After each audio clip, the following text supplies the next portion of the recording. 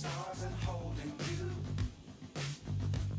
I can't see the end, but we'll see it through.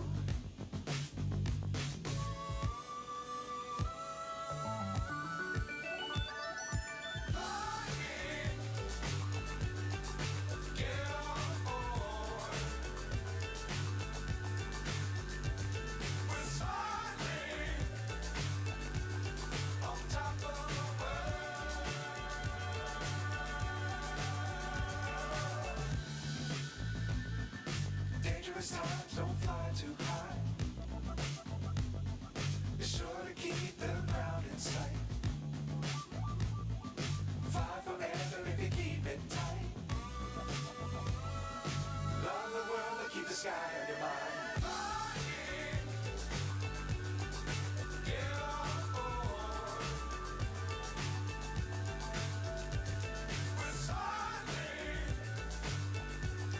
on top of the world.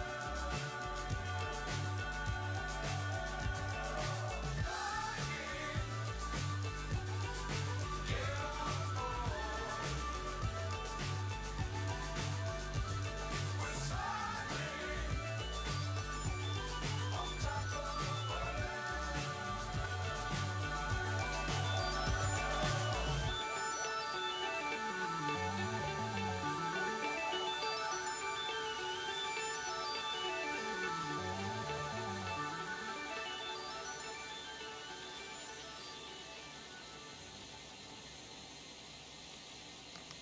Well, hello everyone. Oh my gosh, we're starting 2 minutes early. Oh, where's another song? Just kidding. We're going to get going here, folks, even be it 2 minutes early. There you have it, folks. Today's stream, all about yesteryear, all about Northwest, actually, and the 727-200. I thought about yanking up the 100. Seems to me a more appropriate aircraft for today's lineup, but let's do it in style with the 200. So we have the November 296 Uniform Sierra on the line, gate A57, preparing to head to Milwaukee. Grab a little beer, head up to Minneapolis. So, all right, so if y'all are ready, let's hop into the office area here and let's get this stream rolling.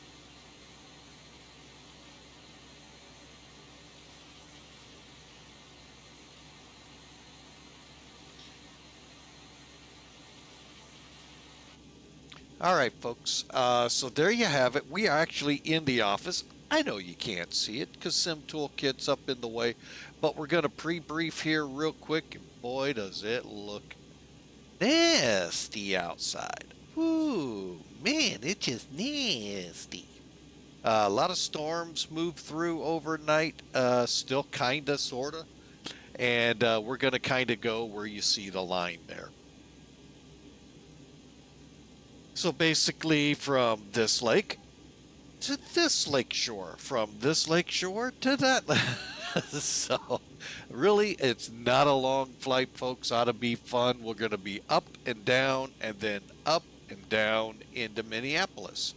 So hope y'all enjoy. It's X-Plane 11. X-Plane 12 does not yet have the 727. We keep getting the same words Flight Factor fed us soon.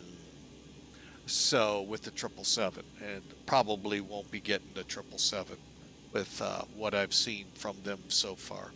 So not pleased, but we're not here for that. We're here for the 727. Hopefully we'll see the historic girl over to X-Plane 12 here shortly. Or soon, as everyone likes to use. Alright, so looking at this, we can see our route. It's the MIGI 3 departure, GETCH, to LYSTR, to SUDDS, into Milwaukee. Now, the game plan is 19 right, don't know the weather. The cadet is getting upset behind me. Oh my goodness. So, if you hear that in the background, the cadet's just getting fussy because she just doesn't want to take a nap. You know how those demanding those 3-month-olds can be. I mean, I'll take a nap for her. I don't think that counts, though. All right, so let's look at it. Payload, 28,750 pounds. We'll have a zero fuel weight of 130,500 pounds ish. We'll see where we actually line up. Ground crews are going to put 17,891. Yeah, really could take a nap. Oh man. Anyway, 17,891 pounds of fuel to take us the whopping 200 and I think it's 50 miles over to Milwaukee. Sure seemed like a heck of a lot more when I drove the truck. Oh wait, I had to drop down, go through that god-awful city called Chicago to get up to Milwaukee. We'll leave it at that. And then I didn't even get a beer for that, I tell you. But anyway, 125 passengers. They're porting 6,875 pounds of cargo into her. We'll see how that works out with the weight and balance. Mach 0.80. I don't know if we'll be working in the world of the Mach numbers, but that's where we're aiming for. 28,000's the altitude. I think that's makeable. So, all right, and like I said, let's look at the oh my gosh weather. Currently 180 at 7, 4 miles visibility, rain, drizzle, mist, scattered layer at 8,000, broken layer starting at 8,000 that we're going to have to fix up to the overcast layer at 11,000. I don't know why people keep breaking the sky. 19 degrees Celsius out there. Close. There's a close dew point temp match, but with the storms and the breeze, that could keep the visibility in check to at least VFR. Now, the remarks are kind of somewhat easy to translate. I'm going to go a little off what you're seeing and pull in my flight over here. Actually, I could have done it there. Duh. I think I will as soon as I'm done over here. All right, let me pull up NavGraph real quick. Unload. And import from SimBrief, Detroit to Milwaukee. From Detroit, Rock City to Milwaukee, Beer City. Oh wait, they never said that. Anyway, all right, so let's decode. You know, everyone wonders sometimes, what in the heck is all of these remarks? What are all of those codes and squib? Why is this one different? Did they just come? They came out with a new one. That's why, folks. They knew I was going to talk about it and said, you know what, let's come out with a new one real quick here. So, all right. Well, then we're not going to be able to decipher all of that kind. Well, we'll be able to do some of it. We'll put that away. All right. So basically, we'll read the new one here. Basically, as of 1453, which was when this METAR was done an hour ago, a little over an hour ago, the remarks were basically going thunderstorm southeast 37 miles, occasional lightning, cloud to cloud, the ground, distant southeast to northwest thunderstorms moving southeast, CBs, cumulonimbus, distant southeast, southwest. moving southeast. All that other gobbledygook in there, which is an official meteorological term, gobbledygook, I have no idea what it's saying. So I'll be honest with you, gobbledygook. But for the gist of that, you can kind of make it out yourself. Lightning in clouds, cloud to ground, cloud to cloud. That kind of makes sense. Distant southeast, southwest. That thunder showers moving southeast. CBs, cumulus or cumulonimbus. I'm not sure what CB, distant southeast, southwest, moving southeast, which means moving away. That's the part we like. All right, so that takes care of Detroit, Rock City. Moving over to the other side of the Mitt and Lake. 190 at 6 in Milwaukee. 10 miles, and they got a broken sky too. That must have been the same pilot. Took off from here, went there, broke the sky in both places. I tell you, 2,400 feet. He did it lower, though, to make it marginal. Overcast at 25,000. So probably backlash from the storms that have pushed that way. So overall, beautiful day. Now, what is it for real? Because we obviously know that was an hour ago. First off, let's have a little fun. Will it put it up there? Maybe? Yes, no. We had troubles with this before.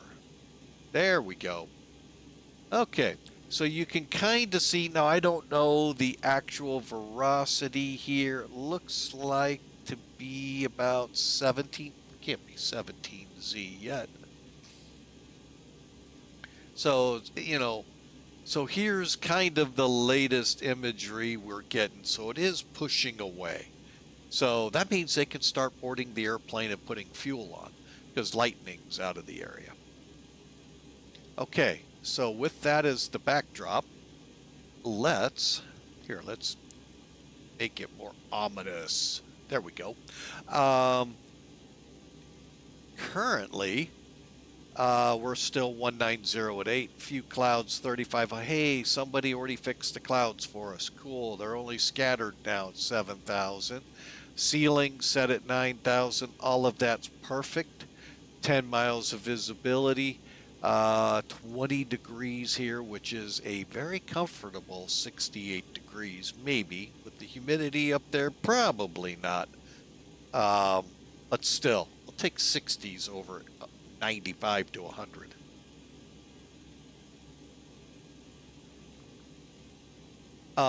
And then you've got the barometer there, 2976 with the A in front of it. All right, so those remarks you can read down here.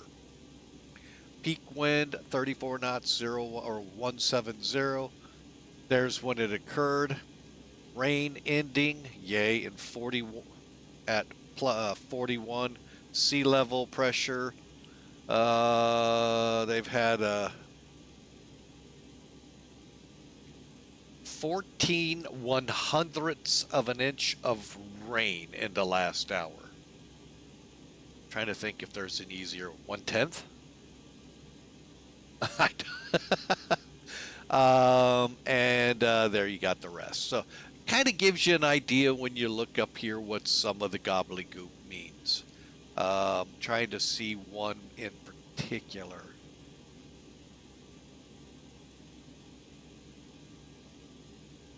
I think this is the rainfall. I'm not going to get. I really never got, you know, other than when it says peak wind, I perk up 170, 34, 15, 26. That one you can kind of make out.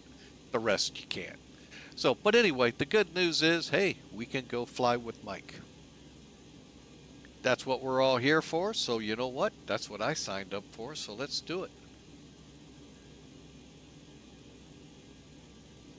And again, I'm using Sim Toolkit, folks, for a lot of this. So Sky Vector I can use. SimBrief is here. D8us if we would need it. Right now, we don't. Basically, what that means is, folks, when you look at a chart, your D ATIS will be where the ATIS is. If it says D in front of it, you can look it up in the US at cloud.io something. Anyway, you could be on the ground in San Francisco going to Boston, we'll say. And you could actually be following the airport terminal service information all the way across the country without tuning your radios. You just do it on the internet. Pilots are doing that just to get a feel. For instance, say we're coming to Cleveland. When are the storms there? How, are they breaking up? How's Toledo reporting? How's Columbus? You see what I'm saying? They can start getting a feel for what is this going to be like when they get there. So, but anyway, just thought it'd be interesting, and we'll kind of break away from this and get into launching the plane. The plane. All right. Unlike our last foray into Piedmont Airlines transit, we had a lot of technical issues with their Pegasus device. We're hoping not. Pegasus is their ACARS. So when you join Piedmont Virtual Airlines, it's a historical airline group. So that's why it says Northwest on my airplane. Could say Pan Am in some instances. They just loaded the schedules up for Virgin America. So those airlines, but you gotta follow the rules, folks. Just because I chose a flight maybe for Virgin America, it better be an Airbus sitting out there, not a 727. And it better be the right one. Yeah, I know, they really get particular, like Virtual Americans. So before you sign on the dotted line,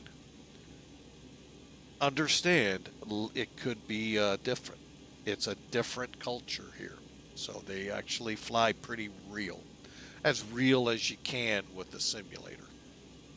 They took Microsoft and X-Plane up on their word, as real as it gets. All right, speaking of which, all right, checklist.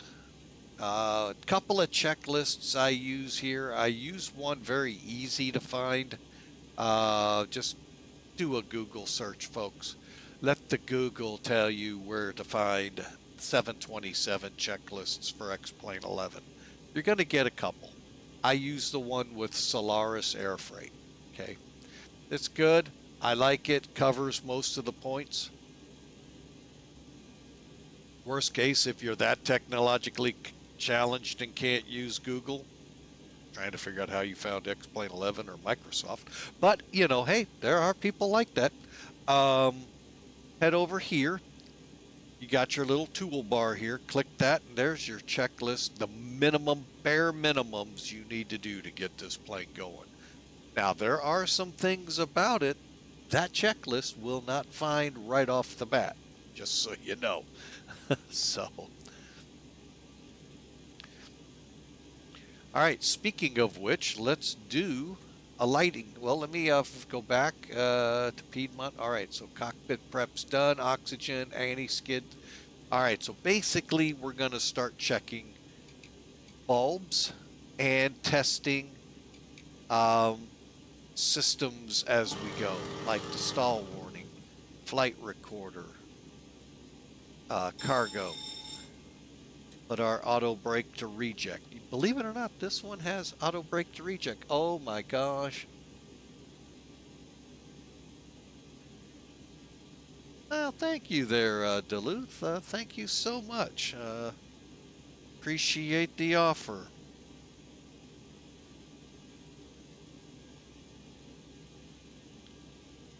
For some reason, I cannot spell today.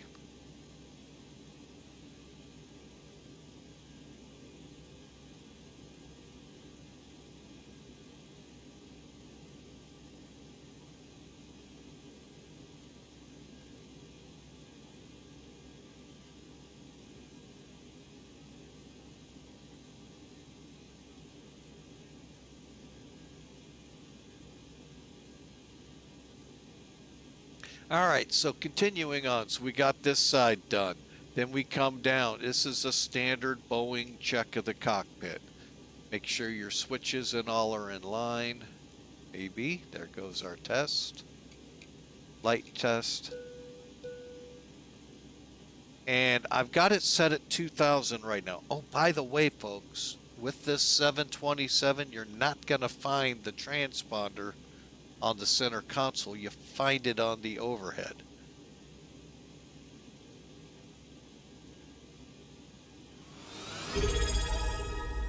Duluth Fly, thank you so much for the subscription. Duluth We Fly sure just appreciate subscribed it. for 4 months. We appreciate that resubscribe. Thank you, sir. All right, so looking across the top here, we'll get our window heat bulbs checked. You know, we got to pay homage to GE, Sylvania, and all those light bulb companies for providing the lighting in the aircraft. So if you had stock in GE or any of the light bulb companies, folks, you can see they're always going to be in need.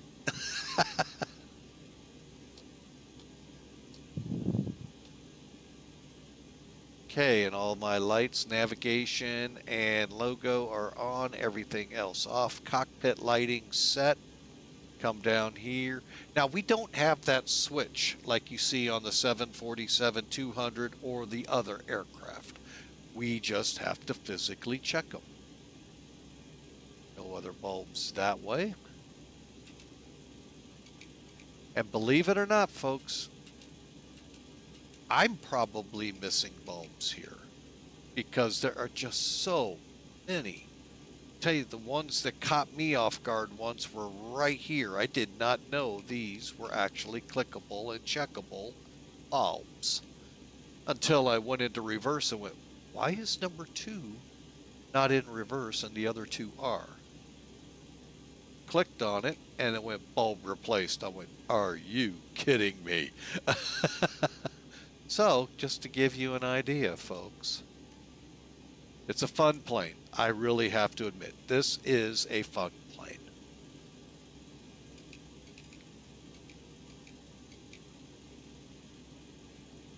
This one gave us so many fits right here in the Air Force, folks, in the firehouse. A bulb would not come on, which, you know, considering, hey, the nose gear doesn't show down. Sure it is. They changed the bulb. See, it is, but it's an emergency and they had to roll us. I'm like, okay, better to be safe than sorry, but really? Come to find out, many years, actually a couple weeks ago, I was watching one of the shows I kind of really like, Mayday. It's accident investigations. They went into one of the flights that's one of the eeriest out there. And by that I mean ghost stories are told about this flight. It's, I believe, 411 or 401 Eastern. Eastern flight 411 or 401, something along the lines there, crashed in the Everglades. I actually watched the movie that they made about this.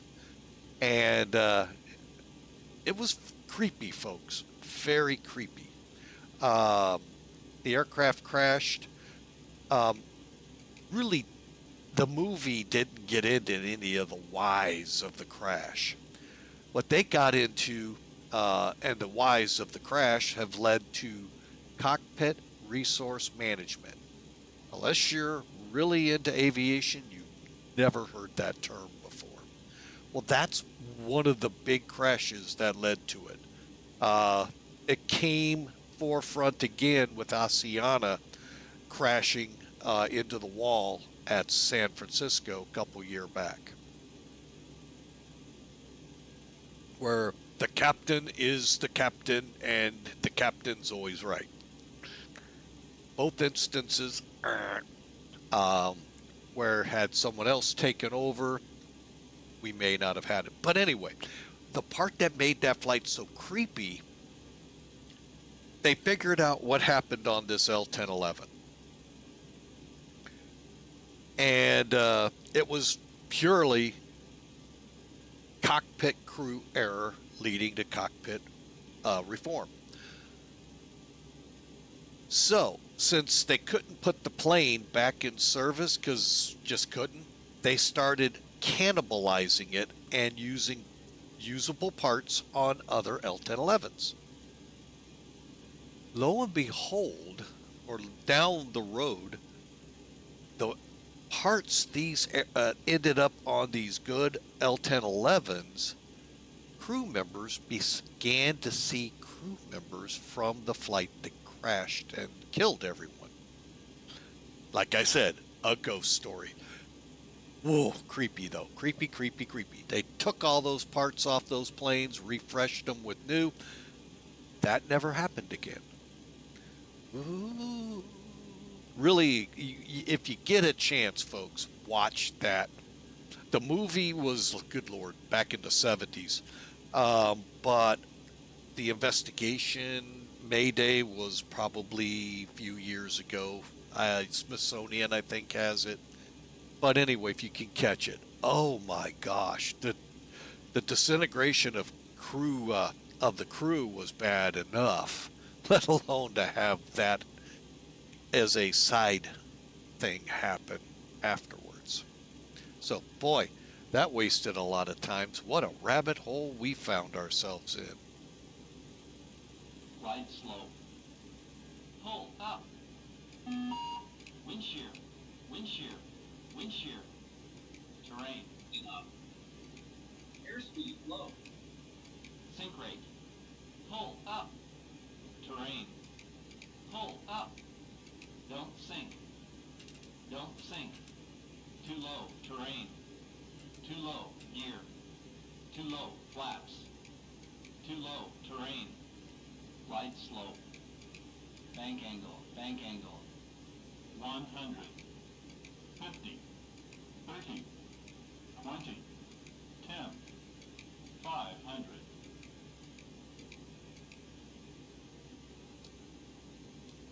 All right, we're getting things ready to go here, folks.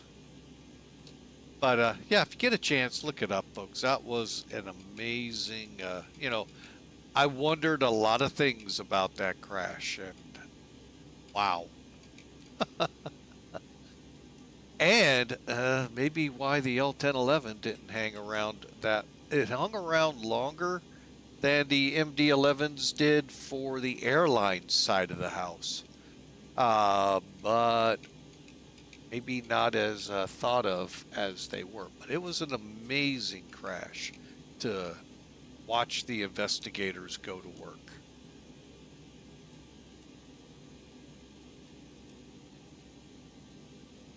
All right, folks, with all of that,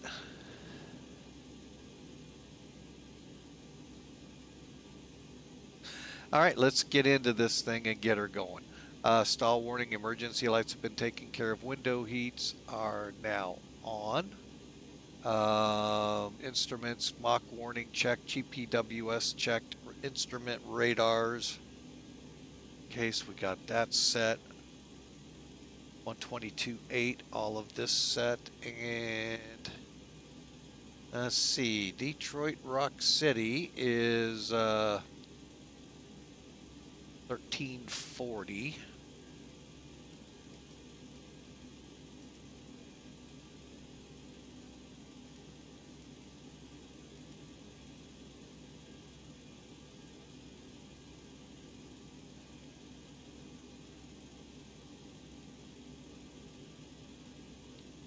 And where the heck is Saginaw? There they are. Okay, so no VORs over to Milwaukee, Beer Town. All right, so continuing on TCAS. Now, with that, I'm going to go quickly down this rabbit hole. Your TCAS gauge is here as well. However, with this plane, folks, if you have it and are experiencing crash to desktops, either at the worst moment, short finals, to out on approach, to anywhere in your flight using it, want you to do, this is what you do to correct it. And I hate to say it, FJS, FlyJSims, you never fixed it. They like to say they did, but they didn't, because I put the next update after I reported it. They did an update, it didn't fix it, but this fix did. And it just means you won't have TCAS. Go into eat. You have 3 aircraft that come when you buy this plane, okay? If you look in your X-Plane 11, make sure you're 11, go into each one of those. Look for the, I gotta pull up my little cheat sheet. Hang on, folks.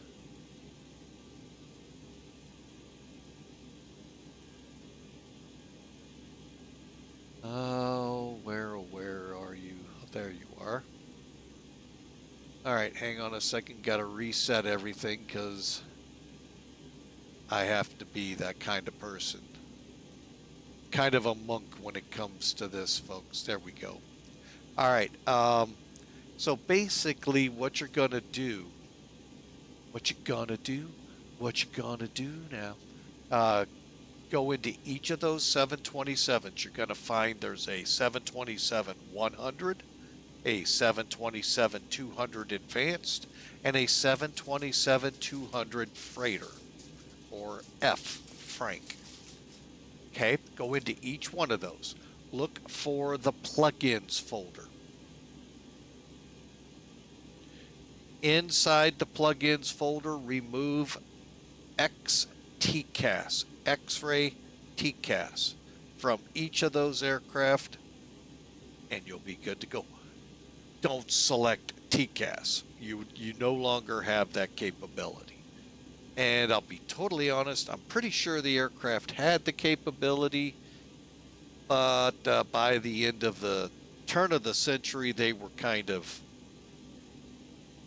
breaking away from the, flight status. FedEx would keep them. Cargo would keep them, but by then, their term of life in the airlines was pretty much going away. Just the cargo guys were getting them.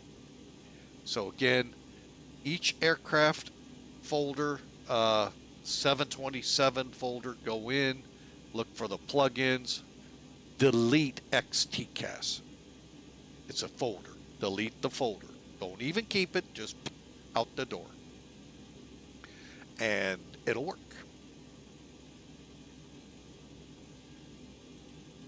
All right, and brakes are set, and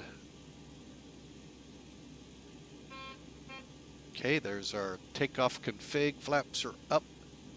And if we look up here, flaps inboard, outboard are 00. Spoilers down.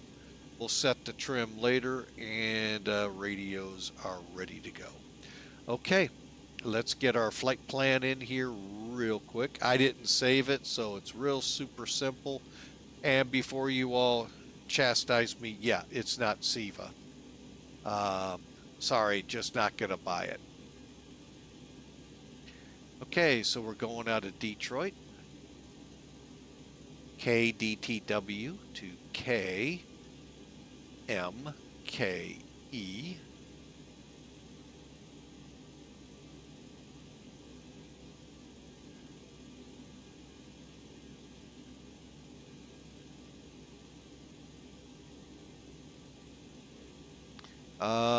Let's see, we are NWA, and I really don't remember my flight number, 429. 429er. All right, execute. Now, what you're going to have to do, either put the first fix in or go in and get your SUDDS started. All right, in our case, it's the MIGI 3 departure off 21. So find your runway, 21 right.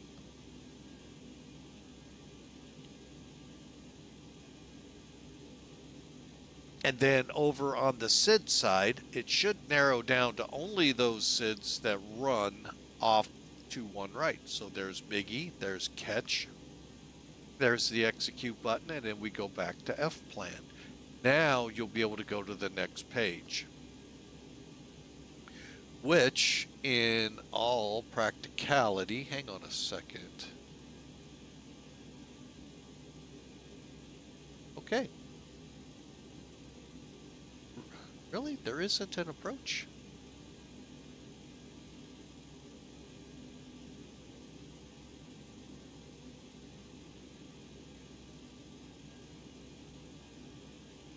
Nope, no approach. All right, well, that kind of narrowed it down. So our next fix is going to be LYSTR.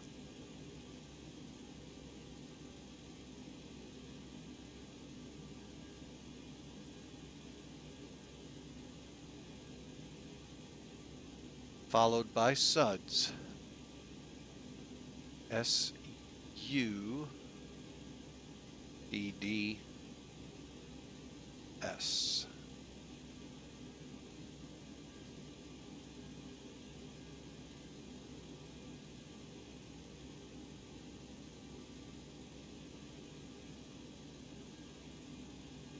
All right, and that wraps that part up. Such a short flight, folks. I am going to bring in our arrival planning. Let's just quick read here. Approach. Right now, the weather as of 41 minutes ago, overcast 25,000. So we're good on the visibility and ceiling. ILS to runway 19 right in use, landing 19 right, departing 19 right. Wow.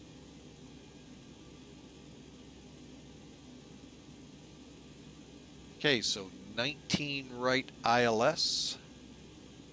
Boom. I know I don't have this up for you. Let's pull 19.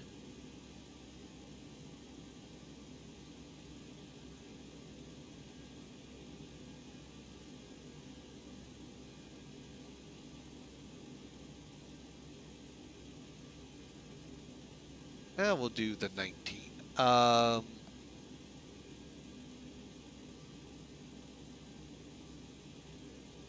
Adele. No. By the way, this star is actually for flights from the west coming in. Does not affect, it will, there are none from the east. Execute. All right, now we'll bring it in.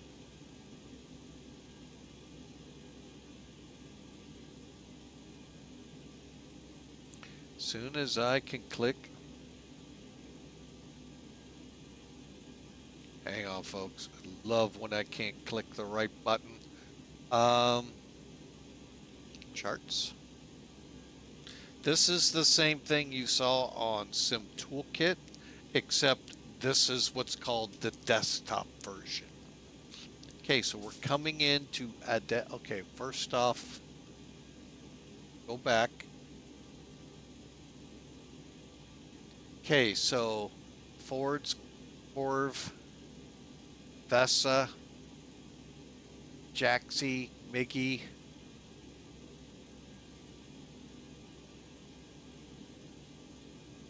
What?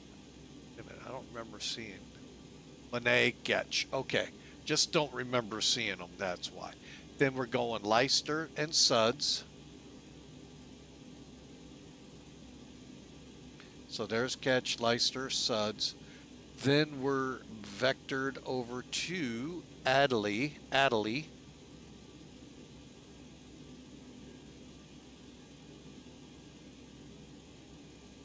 Maybe.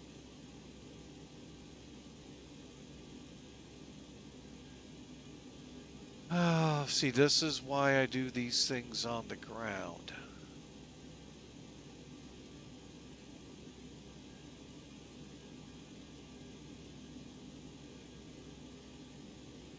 I think what's happening here, folks, it's putting us in the hold.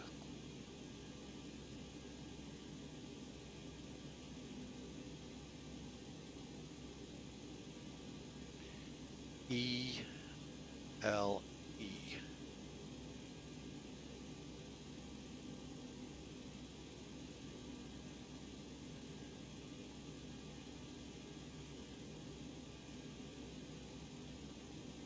There we go.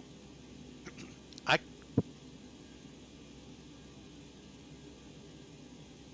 uh,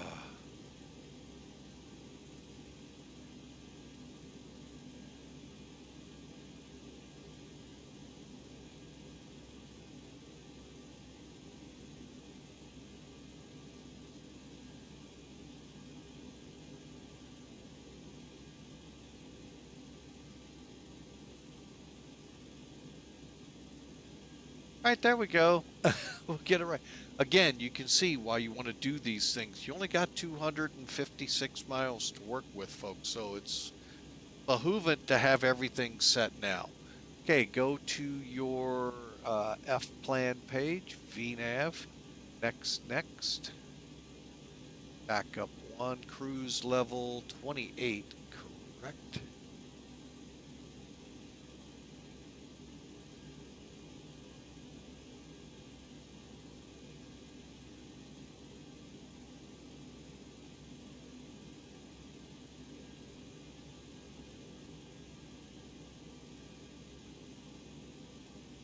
$28. Wow, I really miss the American. I wish they would use that more. Okay, let me get rid of charts. Flight level 280.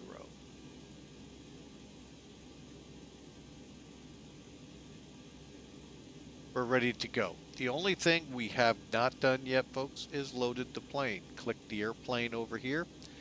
We're looking at 125 peeps. F is full, E is empty, R is random. Okay. Passenger count, get it close, and then do your magic your way. 19's good enough. It's almost a full flight, so we're upgrading a lot of people. All right, now let's look at our zero fuel weight. It's this line here, 126, 350. All right, so we're going to need some cargo. Okay, 130, 100. Put us pretty close to, I like to hang around 25. So, we're only off by 400 pounds. We're good. Fuel, 17,891. Let's just minus down. Fuel, by the way, is right below zero fuel weight.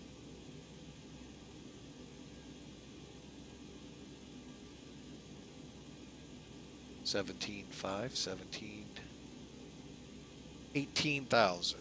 That's as close as we could get. All right, close it. Last thing I want to do, check our performance numbers, 121, 121, 133. Okay, set the bugs. Flaps 20, all the numbers. Okay, got them. And folks, we're ready to fly. Last I want to do is 2-1.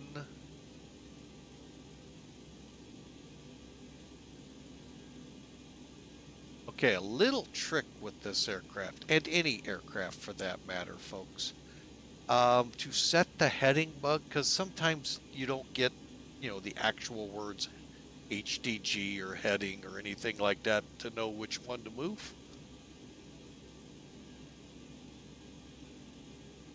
Once you figure it out, if you don't have a display number telling you what the heading is, move your course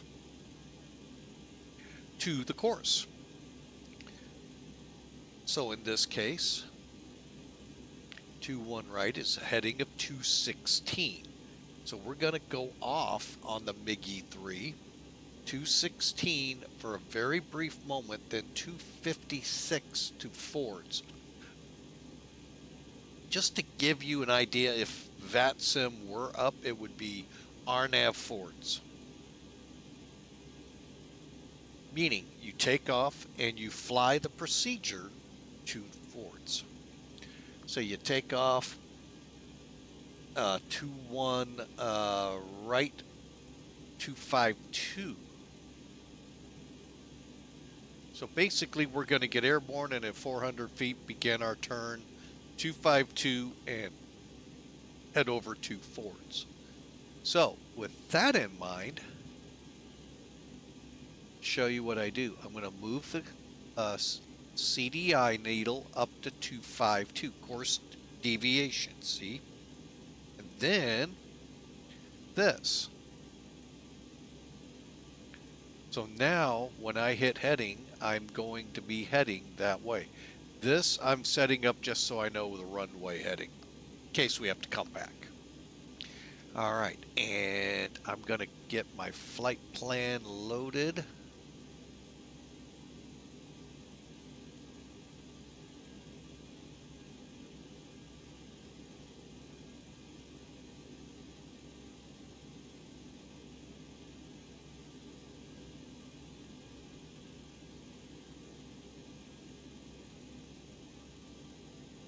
Ah, it did it to me again. Hang on, folks.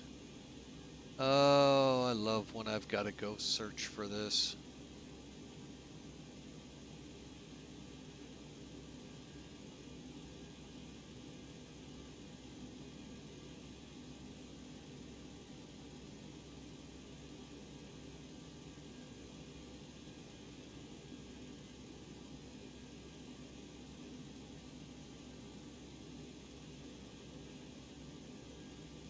Okay, where the heck is my PBN? Oh, there it is.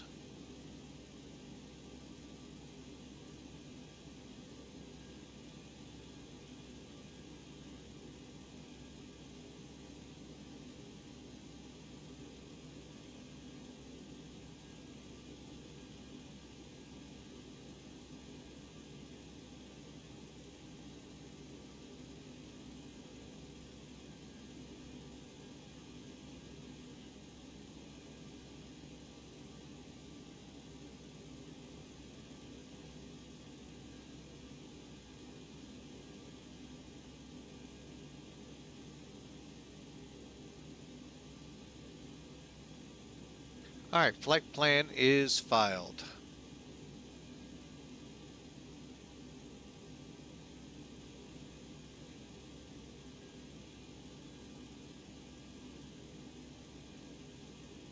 All right, and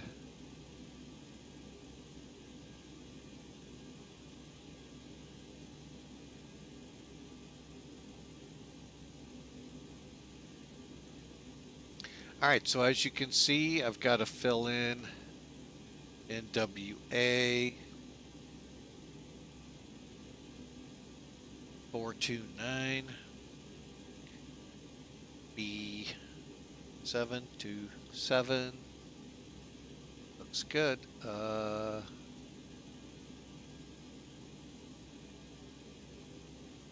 722. Of course it didn't put it in there. Why would it not help me out? There we go. 1052.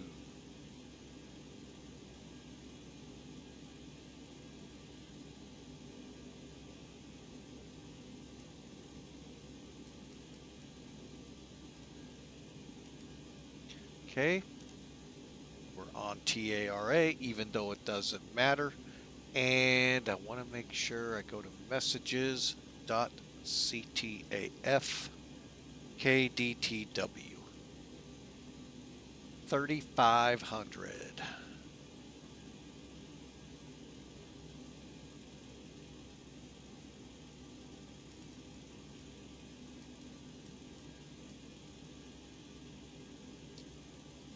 Okay, we're ready to go. Let's see what it looks like.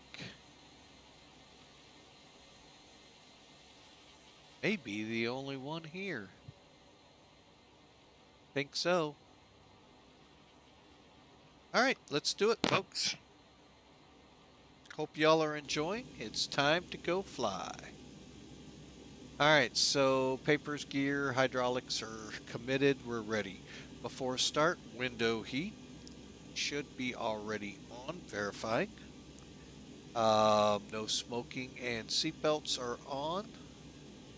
Instruments synced, checked, radios, radar, and transponder set, and standby rudder trims on.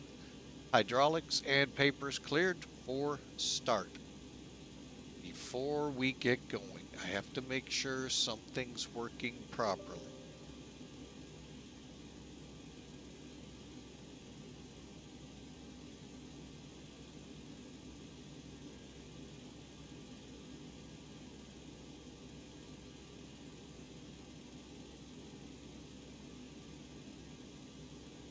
I think it is.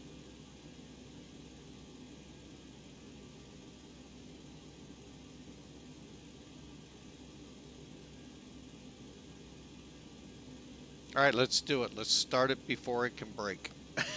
All right, beacons on. Jet bridge, away.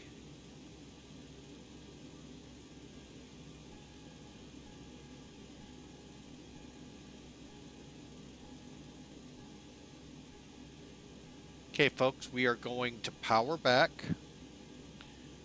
So, typical procedure back with these aircraft.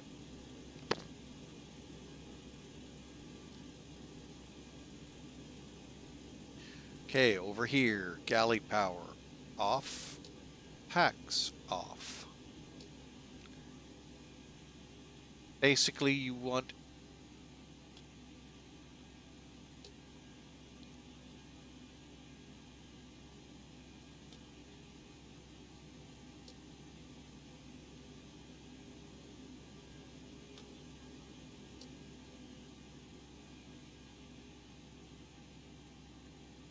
and let's get the good old APU on. Fuel pumps are on.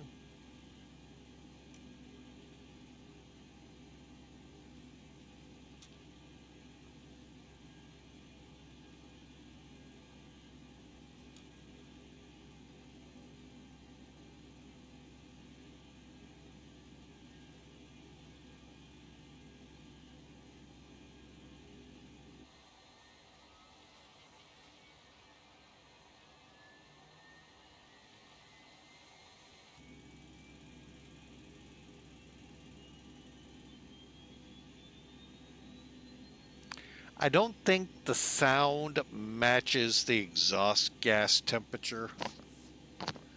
Again, you got to sit and listen to them. Maybe it does. I never flew turbines, so I don't know. Other than on the flight sim.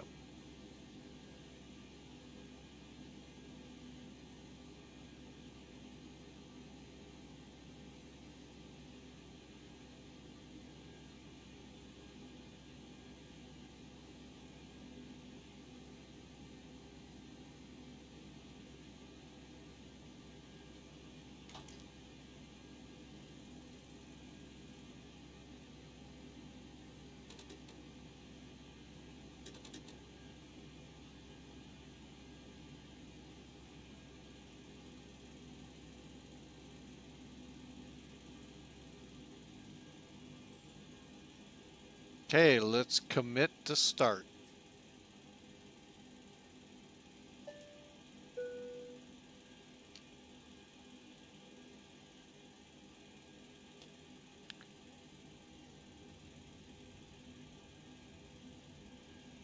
Okay, your starter valves are here, so it's open.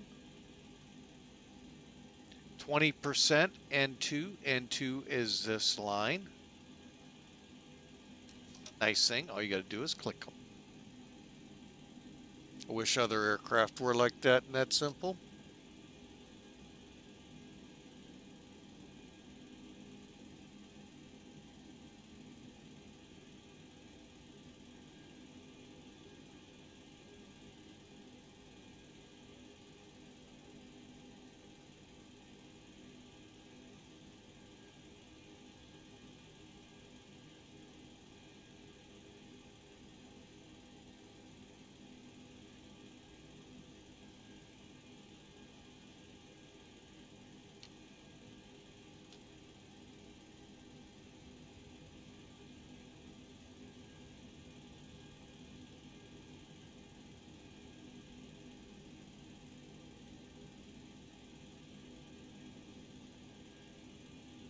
20%.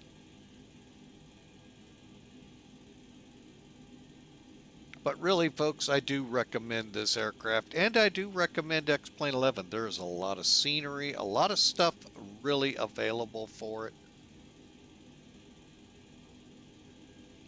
that developers are beginning to port over, or they have been. It's just they seem to be taking time for X-Plane 12.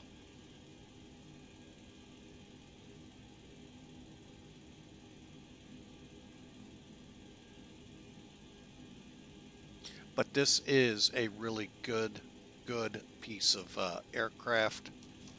You can find it here, and highly recommend it, folks. Like I said, you get all three versions: the 100, 200 Advanced, and the Freighter, all in the package, all great.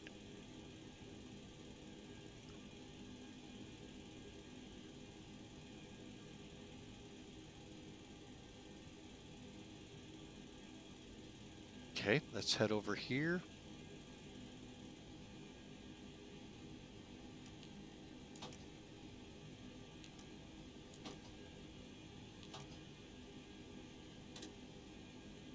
Pick one of the gens. It doesn't matter, folks. Checklist will say one. Just pick one. All right, so we're back. So what I'm going to do is bring the galley power on plus a pack. Bring the second galley power on.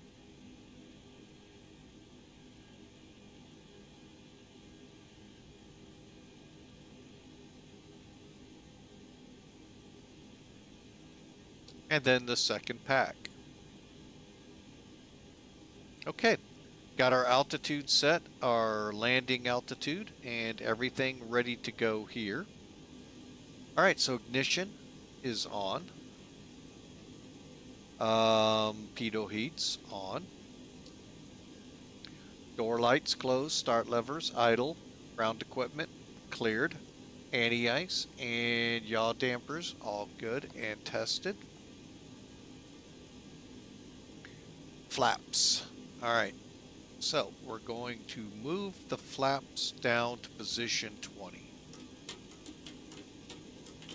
4 clicks, by the way, and then you'll start watching. Now, the reason you're not seeing them moving, well, your hydraulic lights are right here. The B system is not on, or is on, but the A system isn't.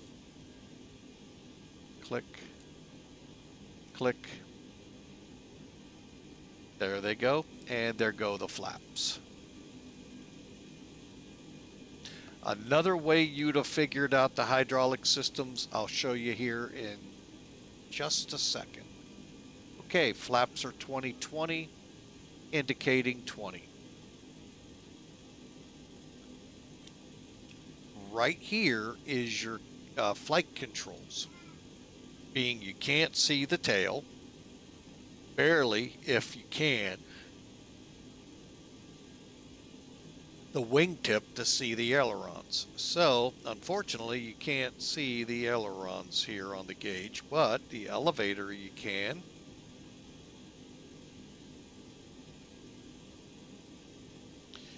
Now, you see the 2 needles that make up the rudder that's moving in the middle? One of those wouldn't move if that hydraulic system wasn't on. And folks, we're ready for push back.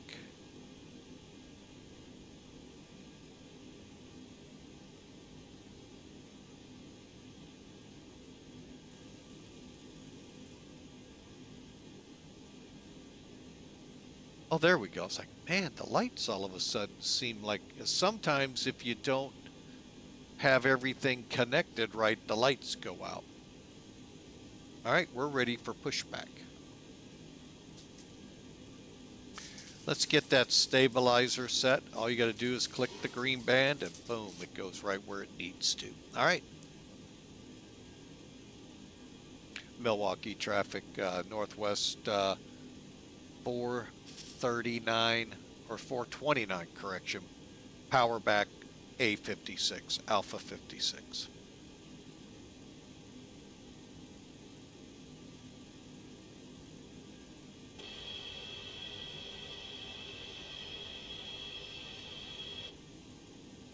Okay, go into reverse.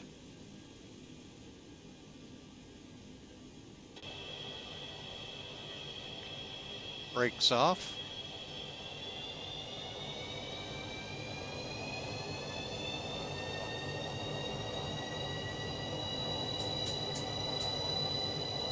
Just enough power to get it moving, folks.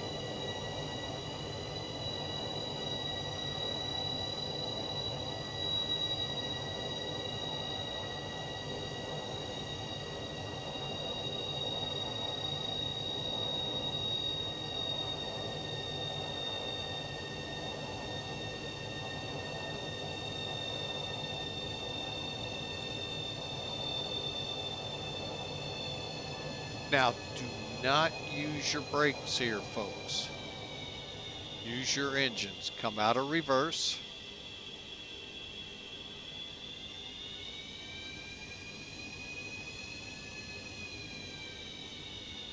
And then once you move forward, then your brakes. Otherwise, you risk a tail strike. Up, the cadet's awake. I think I upset her. 2976 now. Is that right?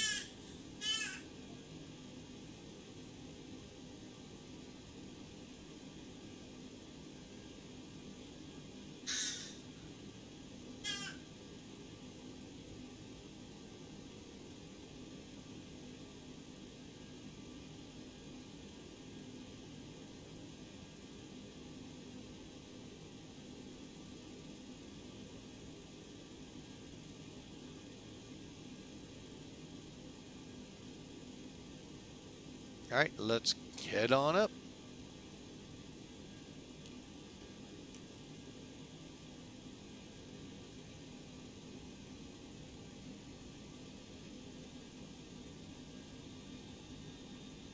And Detroit traffic, Northwest 429, taxi to 21 right for takeoff.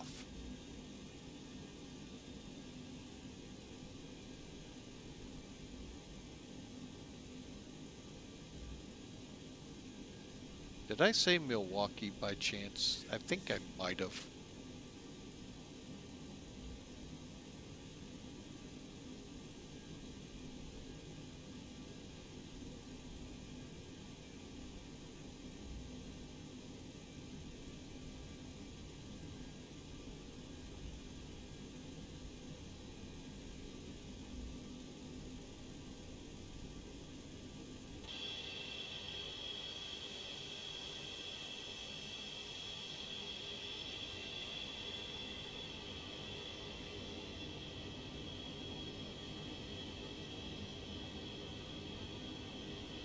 Okay, so we're gonna basically just kind of bear to the right, cross runway 27 right, and then go up the parallel taxiway to 21 right.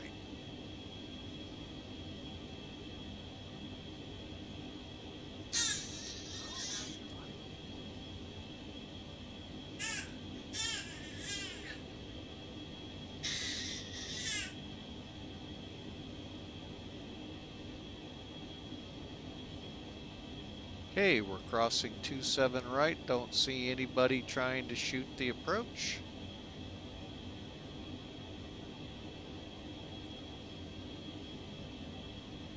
Again, I hope y'all are enjoying as we take off in Northwest 429, Detroit to Milwaukee.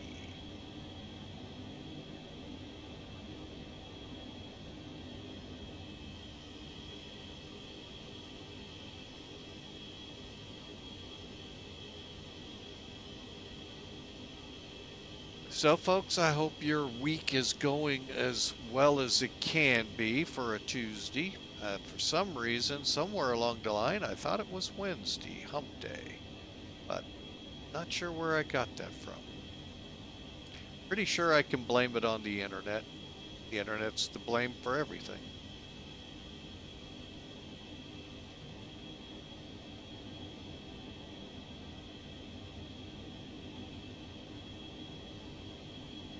But anyway, hope y'all are indeed having a good one. If you're new to the channel, love for you to smash the follow button.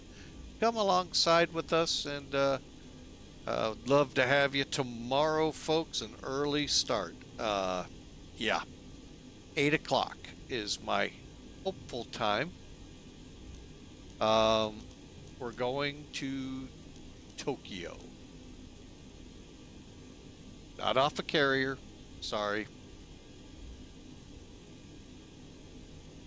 We're going via Pan Am Clipper, Honolulu to Tokyo.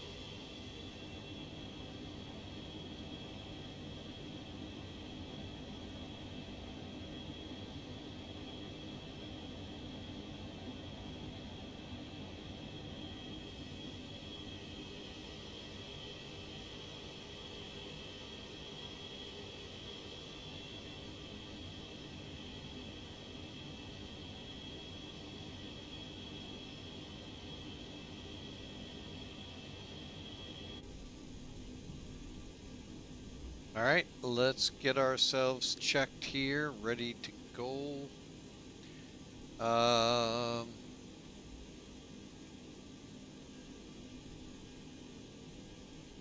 Auto pack to normal. Packs off.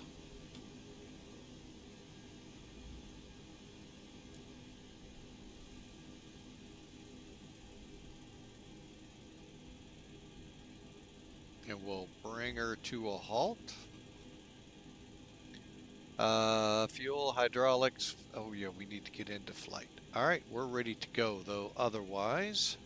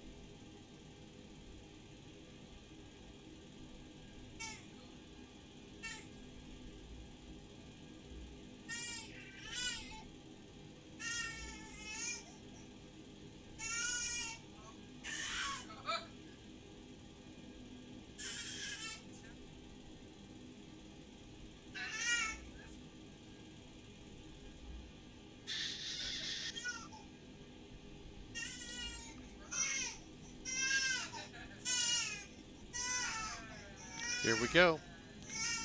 And Detroit traffic, Northwest 429 departing, 21 right.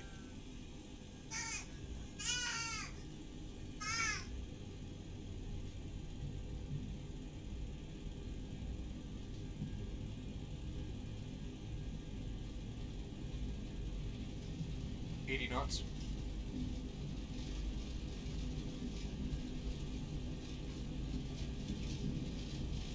B1, rotate.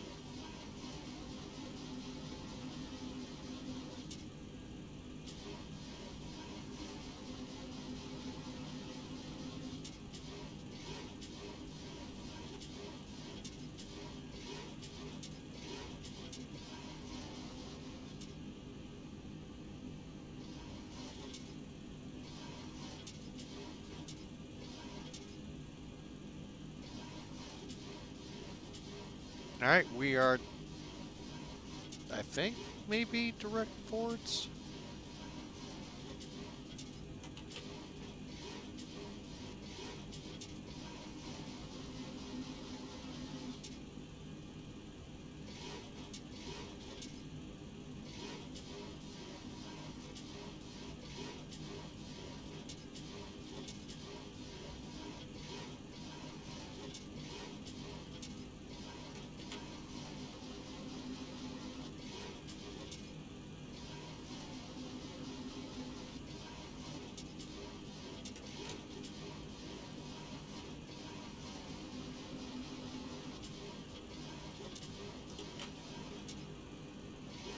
All right, flaps are up. Just building our speed.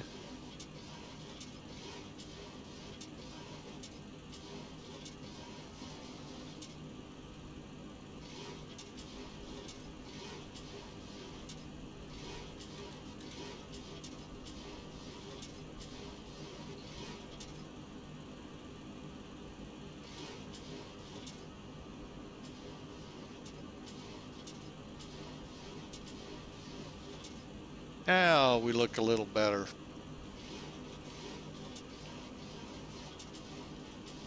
Flaps are up. All right, let's get the landing gear there, and you two disarm.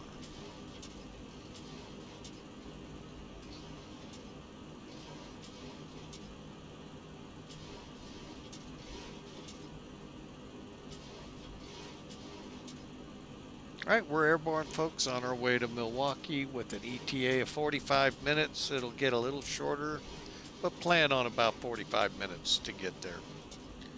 All right, and we are banking away from all the bad weather.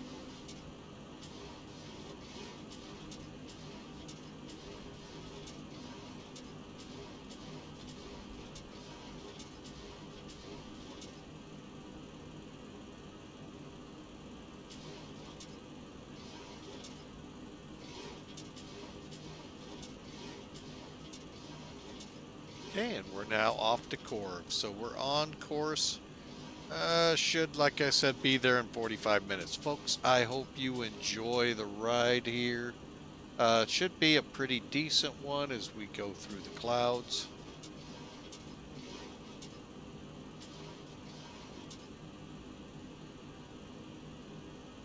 Most of the hardcore stuff is either fell apart or moved south and east of Detroit. So we're on our way out of here, and hope you all have enjoyed. Only took us, let's see, this go around about an hour and 15 minutes to get out of here. We got on a pretty good rabbit hole there, so. But anyway, I hope you all enjoy. Should be over there, like I said, in about 40 minutes or so.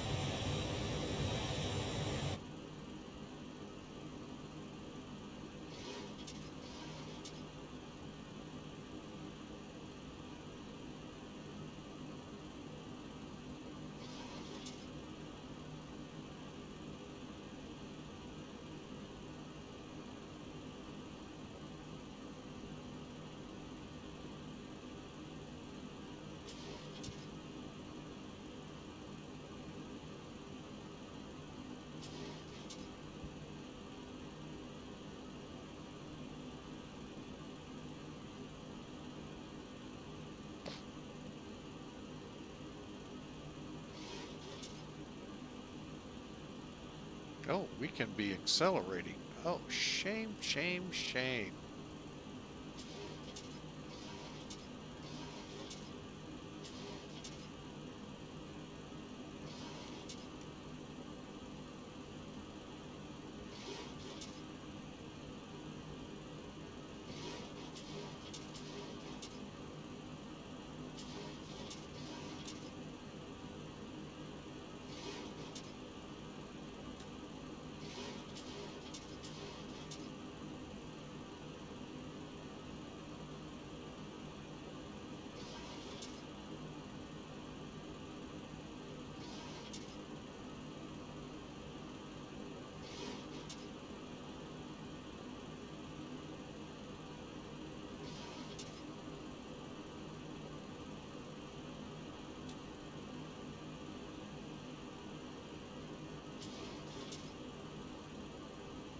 Okay, always make sure again that altitude select is on. It turns off very easily here, folks. So always keep an eyeball on it. There's transition level.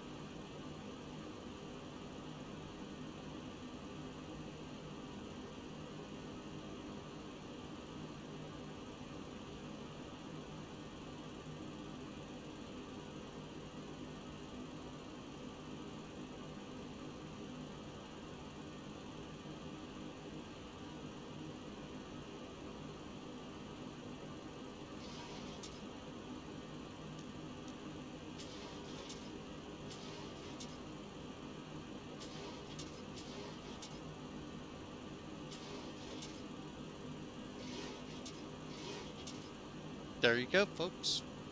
And we're climbing away now for 28,000. According to Sim Toolkit, that's going to be around, well, after we get past Monet, we'll see. I think we're going to get there pretty early.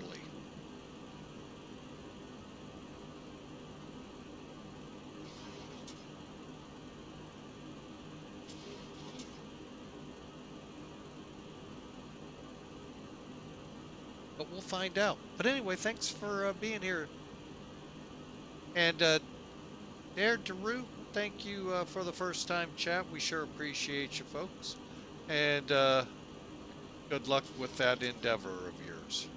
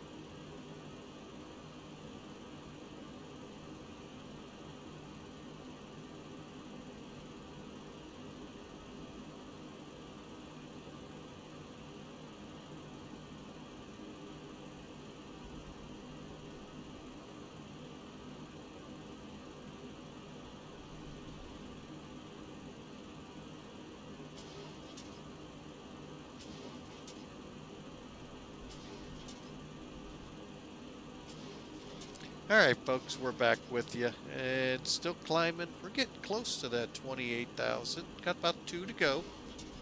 And yeah, we're going to be there a lot earlier than planned. Hang on, the cadet is talking to me. I will be right back.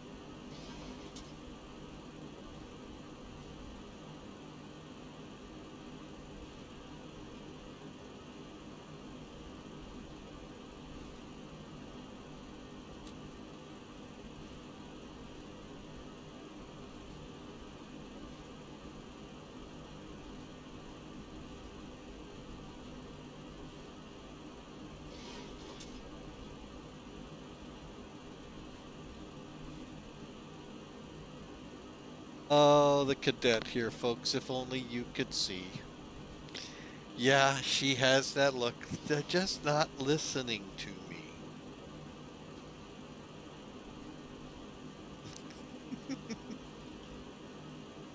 But we've leveled off at 28,000 and well, we're doing about 0.80, so let me pull back some power.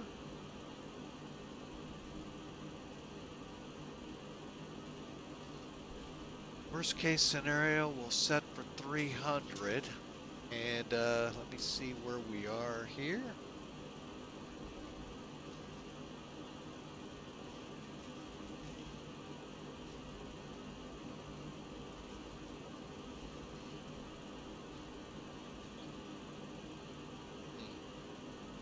Something's not going right.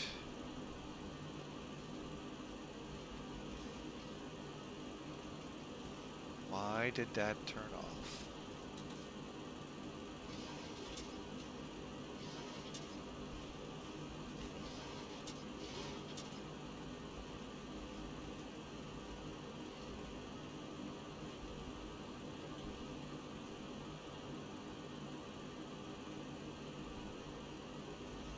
Thought something looked kind of fishy on my board here.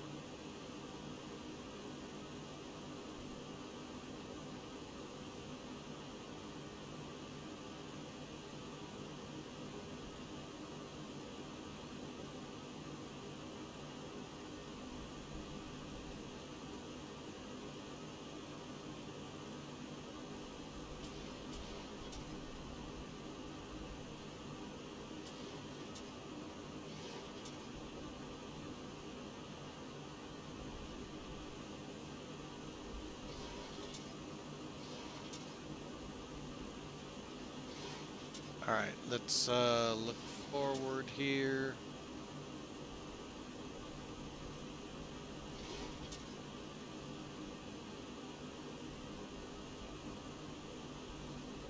Wow, ATIS is over an hour and a half old. Maybe the METAR's closer? Yeah, let's go with that. Winds 250. Whoa.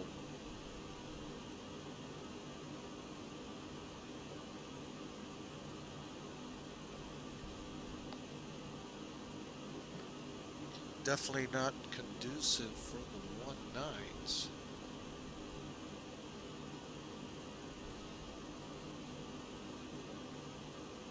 Well, yeah, I guess they would be. Wow. Pretty much a direct crosswind, folks.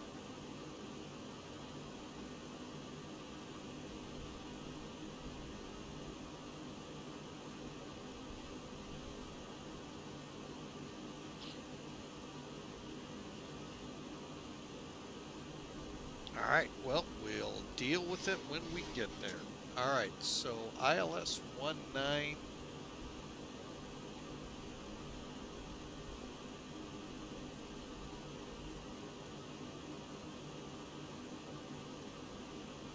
Yeah, we're still an hour and 32 minutes old. Alright, so, Adelaide, homage days, okay? But anyway, across top, here's what we're talking about. D-ATIS, that's what you can look up. Digital ATIS. Or flight or something like that.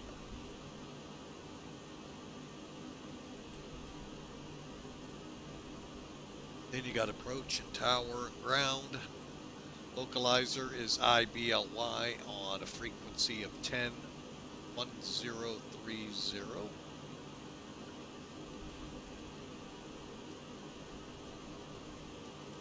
Okay.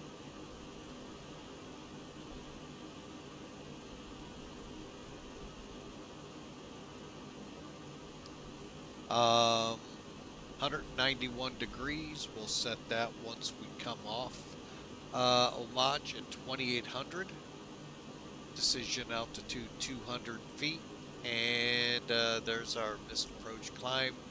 2800 feet, then right direct BAE VOR.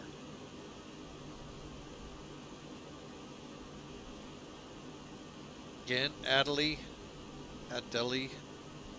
homage bays into the runway. So we're going to start our descent down to 2,900 feet.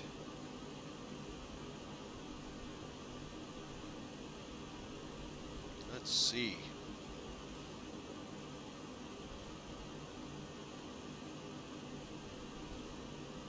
About 75 miles from Adelaide.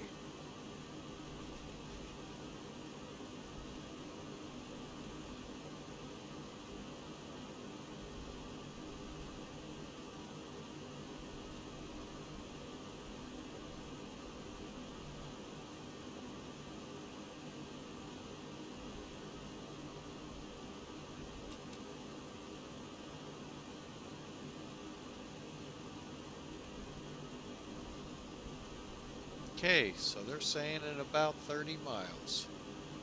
All right, so from there,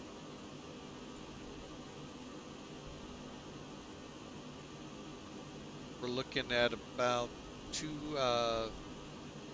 minutes 47 seconds to missed approach. Got a Mulser and a Pappy on the right, and half mile or 200. RVR has to be 24 unless you are flight director, autopilot, or HUD to decision altitude, which means we go down to 18.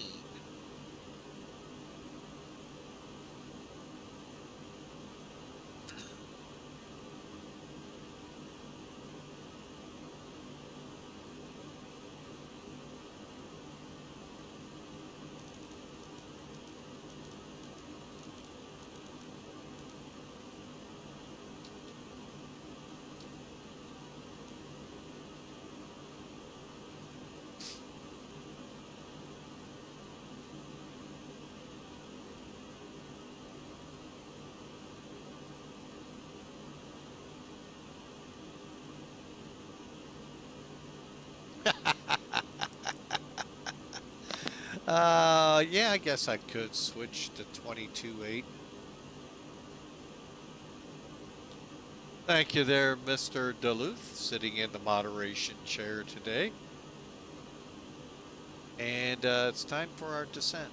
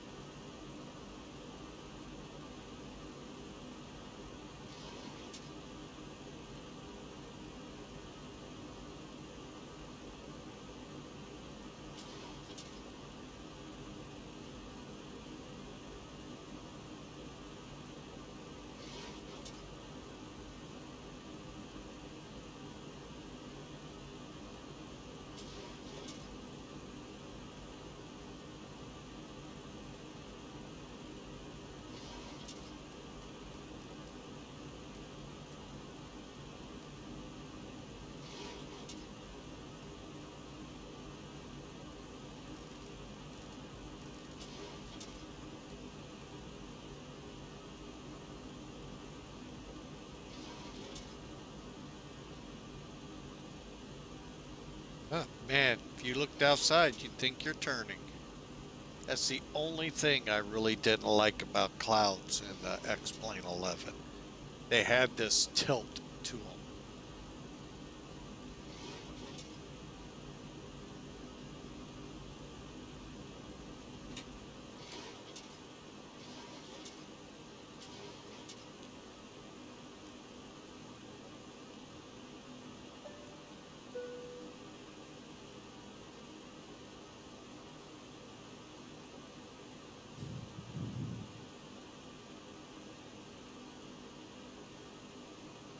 But my aviator's on there, Maverick. Why? It's not bright. It's cloudy. And I'm just not as cool as you are there, Duluth.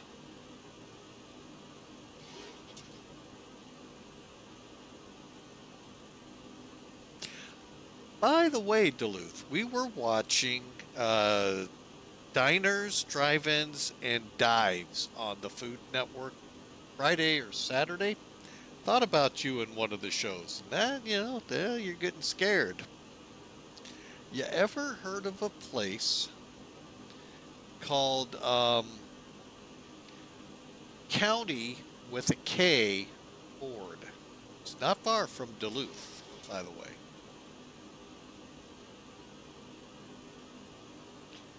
They were there. It looked like they had pretty good food. Usually anywhere Guy Fieri goes, it's good food.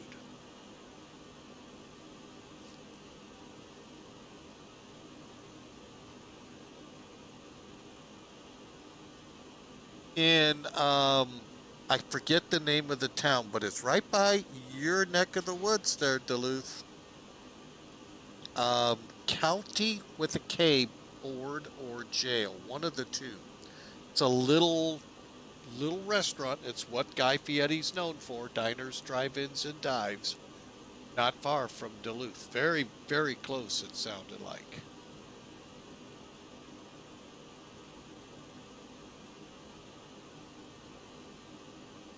It aired over the weekend here. Now, I'll give credit here. I don't know when that was filmed, so it could still, it could have troubles. Usually when Guy comes in, they don't have troubles. I wish I could remember the name of the little rundown one-horse town it was in. Heartland?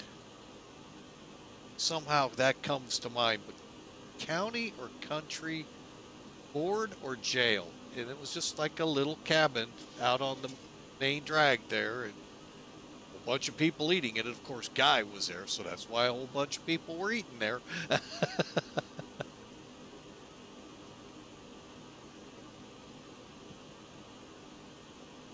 But all right, so let's get our altimeter into here, which is 2969.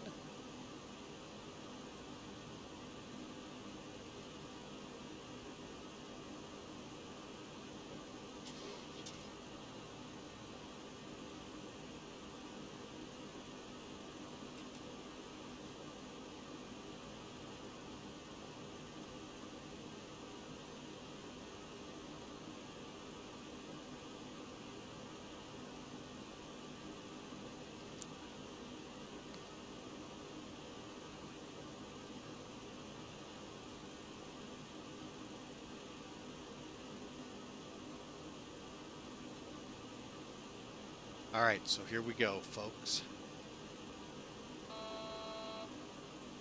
Let's get some spoilers in because we're going to be slowing up as we just came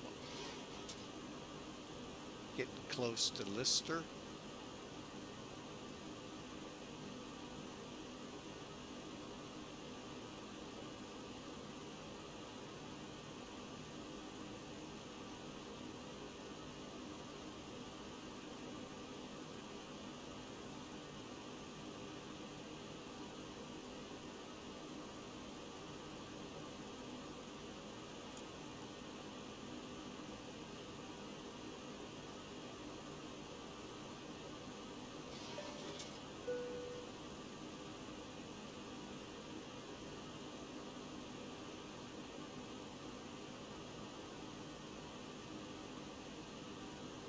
All right, folks, here we go.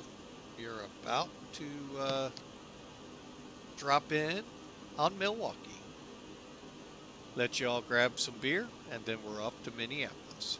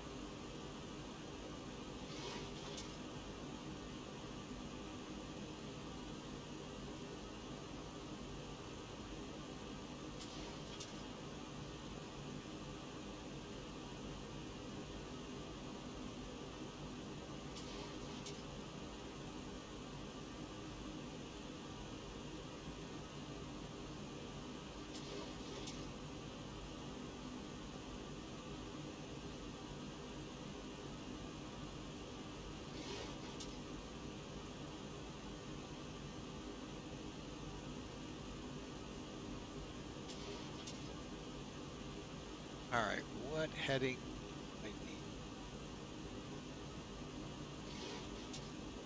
Looks like about a 281.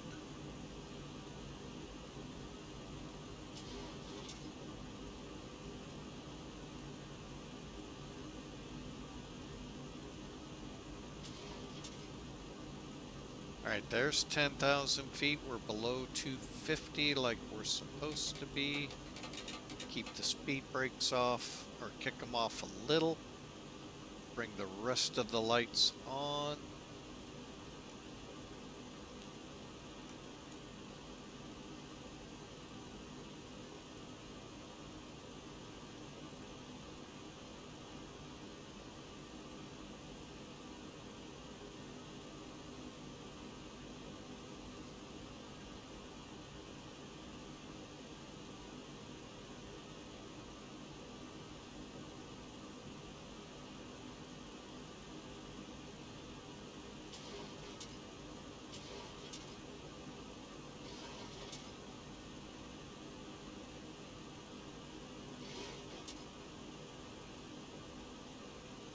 Ease this up a little. We're getting down a lot faster than I thought we would.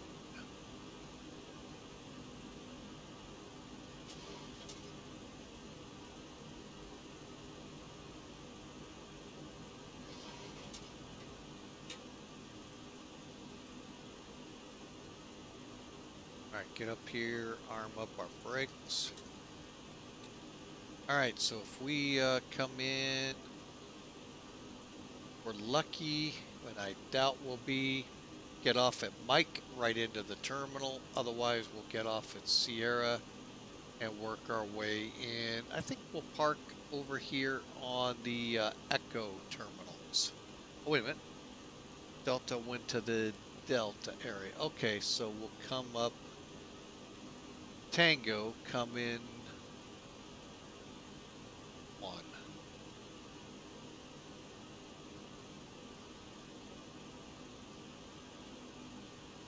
Going to D46. Okay, right there on the edge. Perfect.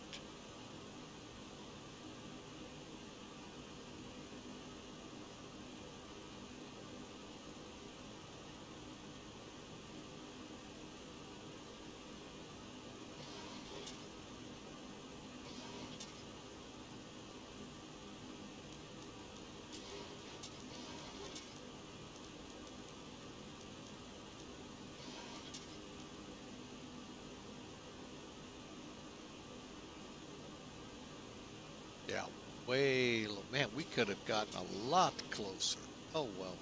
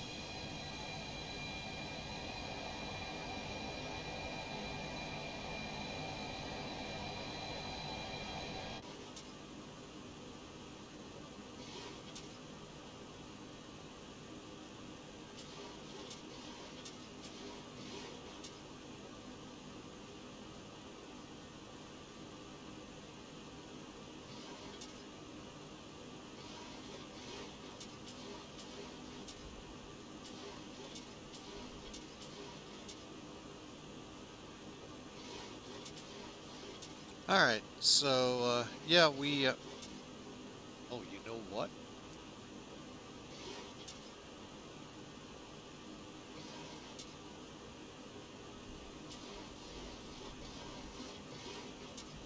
Forgot the altitude select, folks. We were down to 3,800 feet. Got to really pay attention to it. And just so you know, that flight we took that little rabbit hole run down from Eastern, in essence, that's what happened. Although, what really happened, instead of altitude select not being on, the pilot, possibly in his reprimanding the flight engineer, bumped the control stick. Bumped it. It's all it took for it to disengage the autopilot. Nobody noticed. Just like me, didn't notice we didn't level off.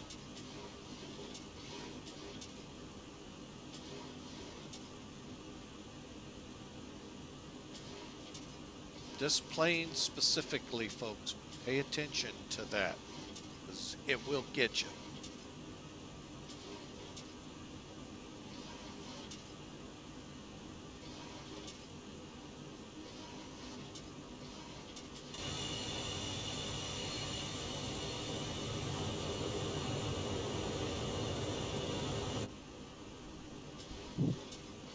And we're halfway across Lake Michigan at 5,000 feet, folks. I shouldn't be here.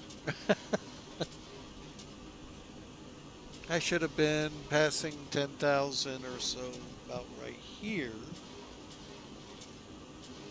And then 5,000 up by SUDDS. That's what I get for following my FMC.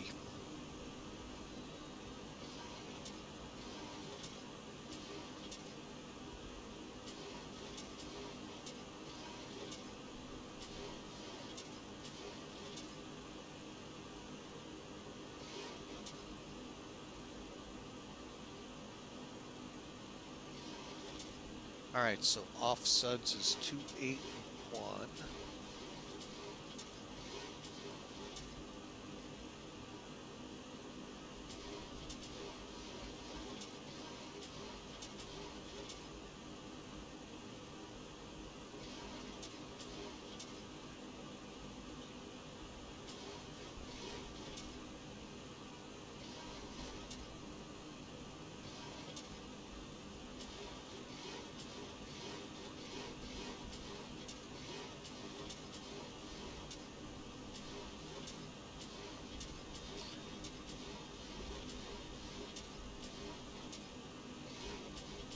And I may take it from there.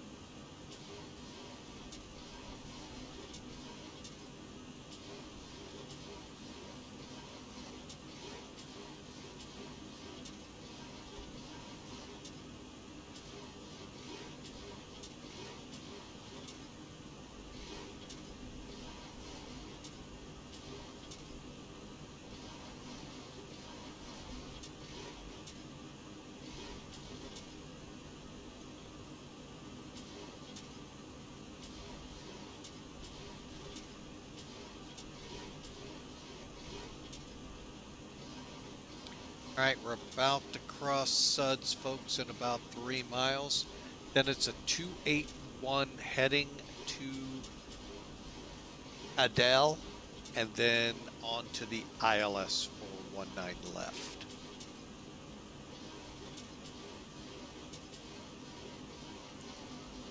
And hate to break this to you all, folks, in the 727 or the auto throttle.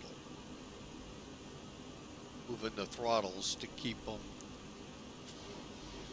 in the proper speed lines.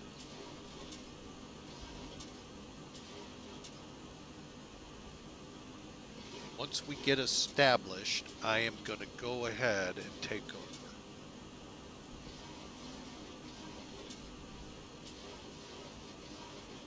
Okay.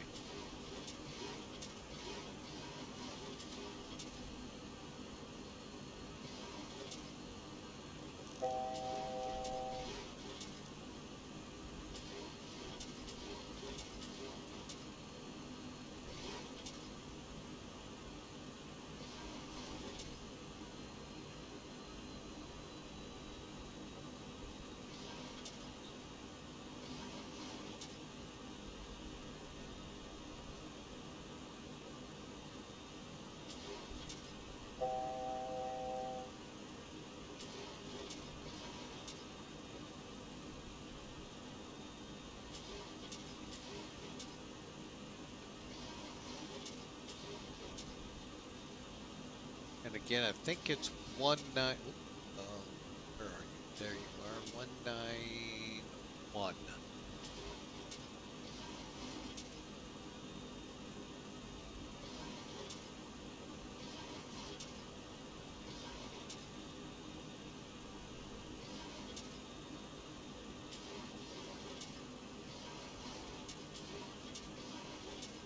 All right, folks, we're about there. As soon as we get within Adele, I'll make the call on common traffic that we're on the ILS for our good friend 19 right.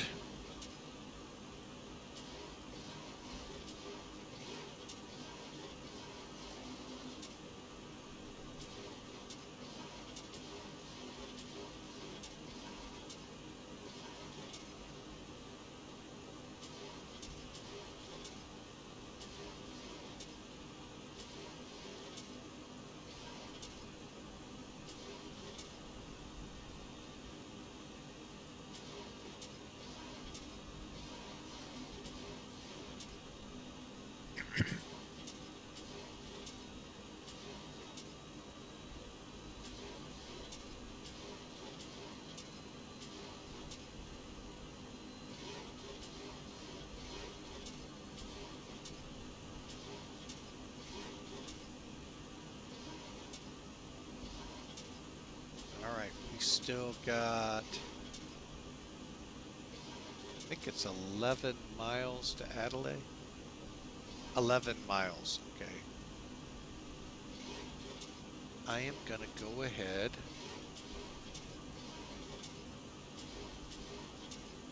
EAE is 16.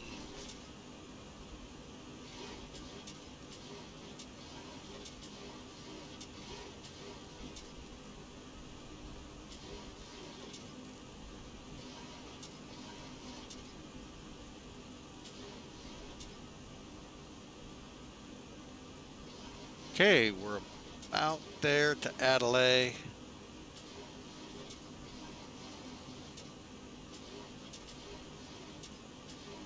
Localizer is beginning to come alive.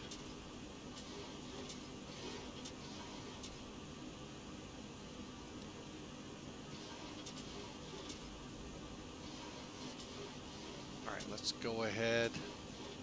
When I make this turn, we're going to begin to slow to 210, get our first couple layers of flaps out.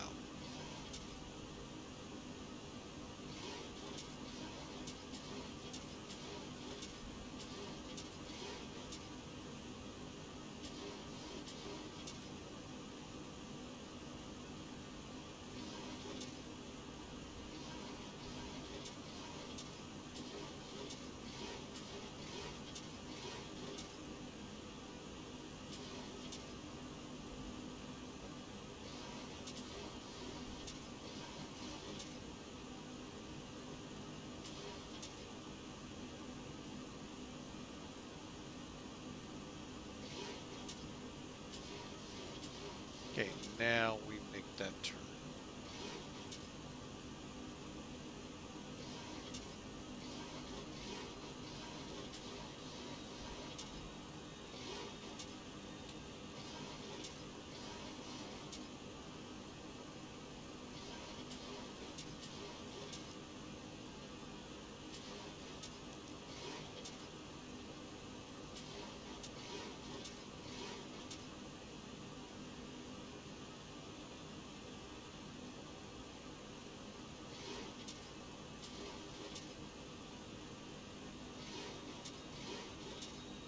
Okay, double check, they're in, click, and they are armed.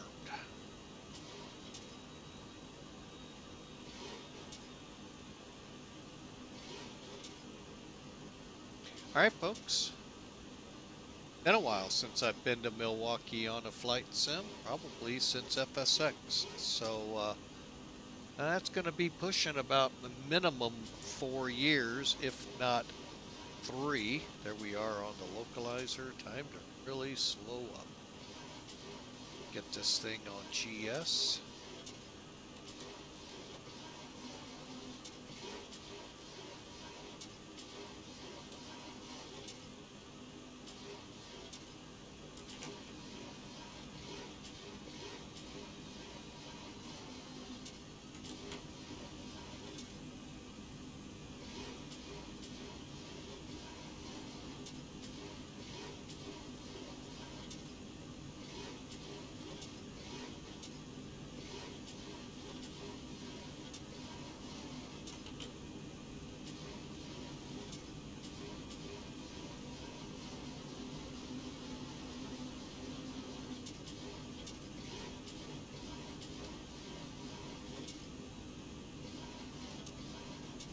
Milwaukee traffic, Northwest 429 on the ILS 19 right, 727.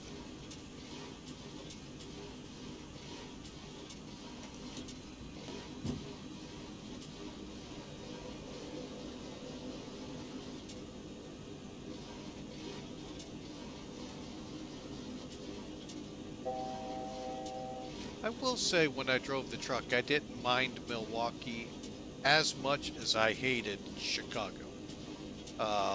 There are things about Milwaukee I wasn't fond of, but it was kind of a cool town to drive through. They got a big bridge. You got to go under or over, sorry, where the lake steamships, whatever you call them, lake ships go through.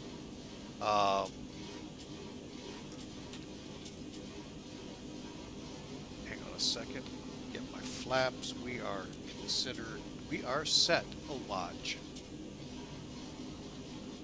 So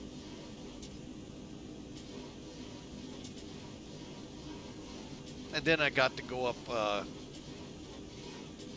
early 2000s. Took my wife up there. She injured her foot, was unable to drive, so I had to play chauffeur.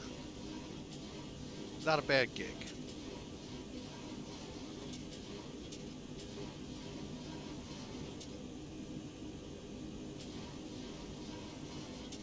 That wind is already playing havoc with us, folks.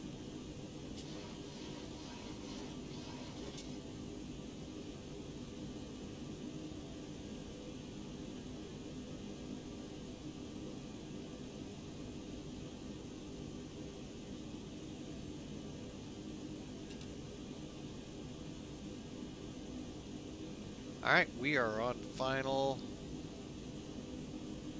and Milwaukee traffic, Northwest 429, approximately 3 mile final, 19 right.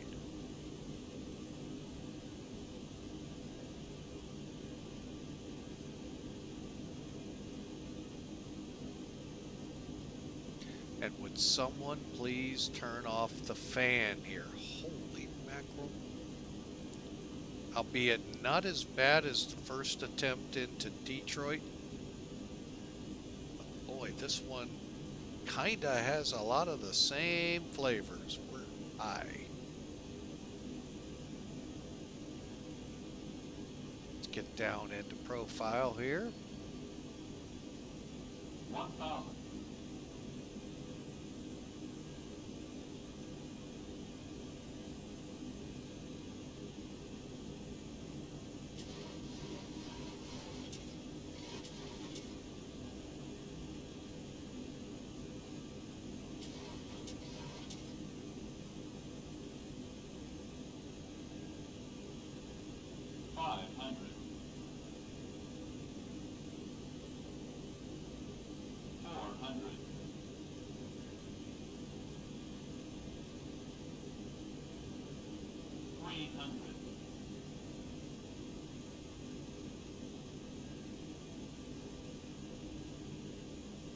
Minimums.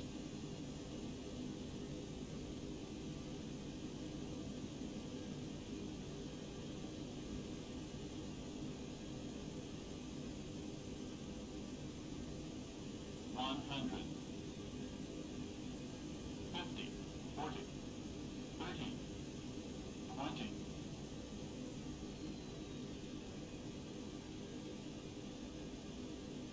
10.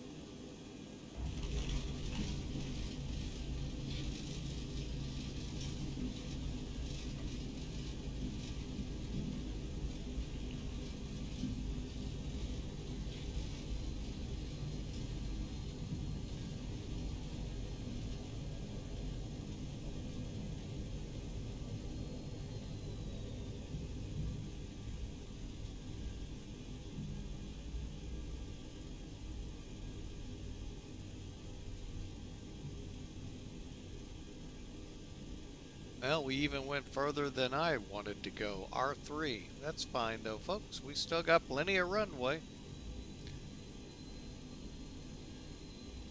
Welcome to Milwaukee, the beer can.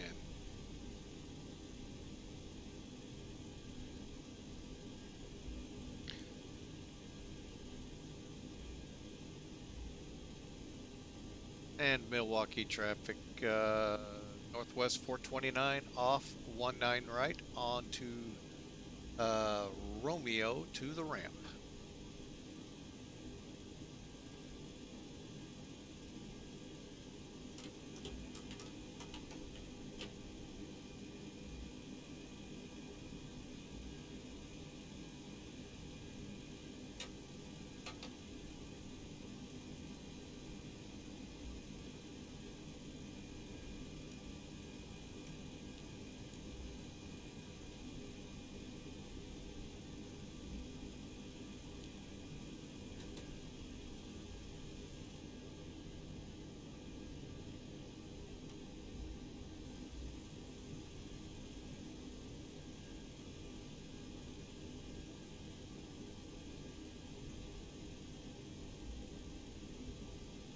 Alright, looks like we've got troubles with engine number 1, so they're going to have to do some repairs. That's good. We'll show you how that's done here. But we're taxiing. We're going to go ahead, take this little jug handle here, veer off to the right, onto Tango.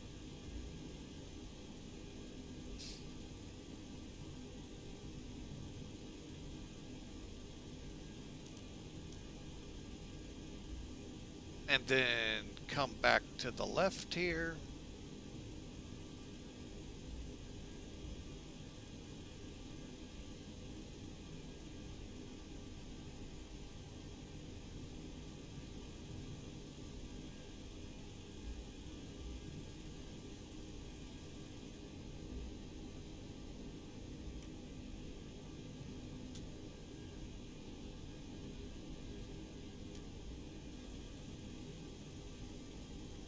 And then we're going to go down here to Echo 1. It should be the next intersection.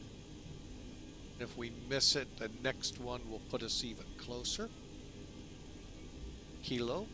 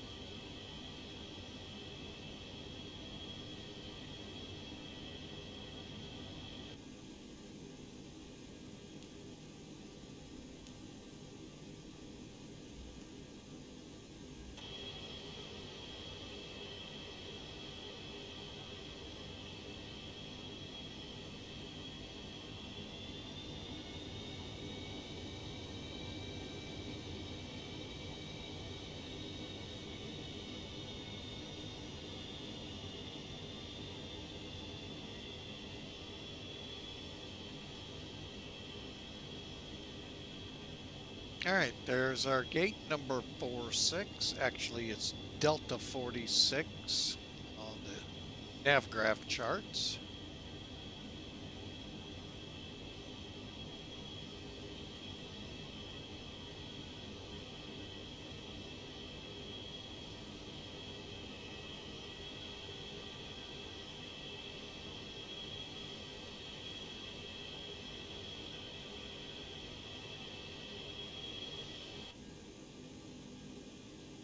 Brakes are set.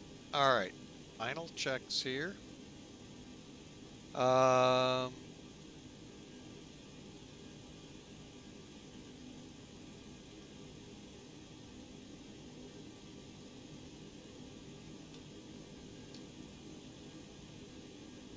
Okay, pitot heat's off. Wing, engine, canal, okay, strobes are off. Radar.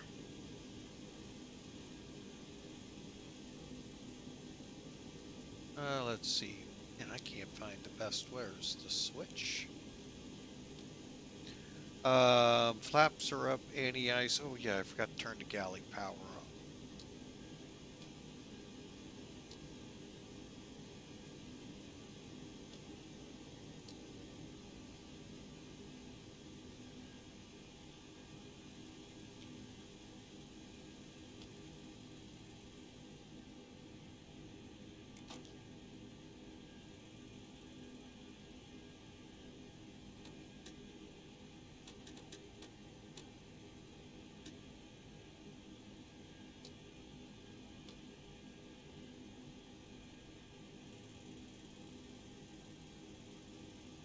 All right, I think I got everything. Let's shut these big engines down.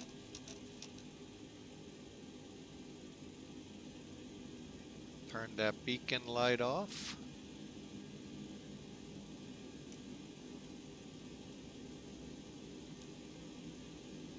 And folks, we are here at Milwaukee.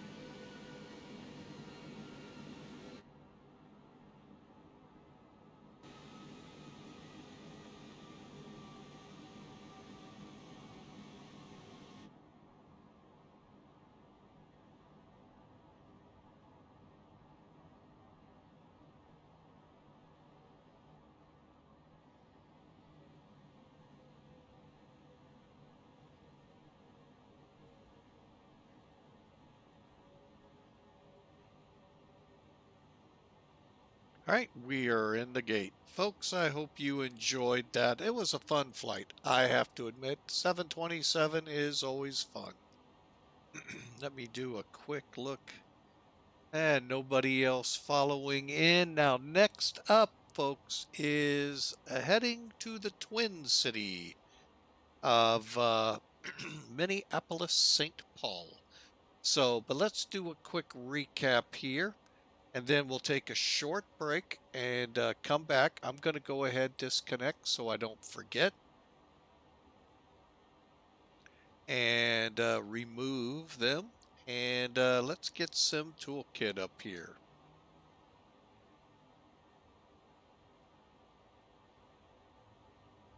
All right, so basically we came out of... Oh, now I get the hiccups. Up and over. Everything looks just like it should, except for that little wobble where for some reason we weren't on INS, and I don't know why. No big deal. All right, so again, we're going to be going from here up somewhere into this vicinity for the Twin City. In fact, maybe over a little further. So up in here. All right, so again, another short flight coming. However, we got to look at what we did here before we can go further. All right. So we did 454 feet a minute. Okay, not happy with it. Let's see if we can do better into Minneapolis. Got a screenshot, by the way, on the way. But there's the route.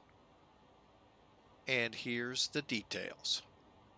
Hour and 12 minutes, 205 nautical miles, 3.6, call it 3,700 kilograms of fuel. Landed at 1.6 Gs at 454 feet a minute at 117. Now, technically, we were supposed to be closer to 125 on our touchdown, so we were off by about 8 to 10 knots. What did that look like on the runway? Now, that may have helped us to float a little bit. Okay, we were a bit of a floater on this landing. So let's look here at the runway quick. There are some interesting elements. You got a blast pad here. Okay, that's basically there so fighters and heavy aircraft, or actually anything with a jet engine, doesn't singe your grass back here. Believe me, at where I used to work, oh my gosh, the few heavies we got, oh my gosh, did they scorch that up, let alone the fighters. So, but anyway, you still aren't supposed to land within this zone. Okay. It's meant for a takeoff display so you can take off. You just aren't supposed to land. Folks, did we do this again? We certainly did. Holy mackerel. They had us landing on this runway right here, folks.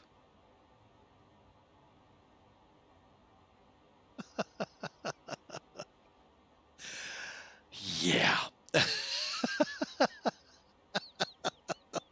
I'm sorry, folks. It was set up right. It just, some reason, loves to do that. Anyway, here's where you're supposed to land at and forward. And then this big white pad's your aiming pad. Granted, we ended up, if you look up here, we were only 1,000 feet down the runway, times 2, and 1,000 feet off the center line. In reality, folks, we were about, 1,500, 700 feet down the runway. Not bad. It's a 10,000 footer, I think. Where is? Oh, I'm not going to get good data. I forgot it's on the assault type runway. So that just cracks me up, folks. Sorry. Sim toolkit, you got us again. But anyway, the numbers look good, so. All right, so I am going to get rid of Sim Toolkit, let you all take a look at the pretty 727 while we take a quick break here. I need to use the restroom. Whoop, wrong one, folks, sorry. There we go. And we will be right back to do the second flight, which is another shorty like this one to Minneapolis. Be right back.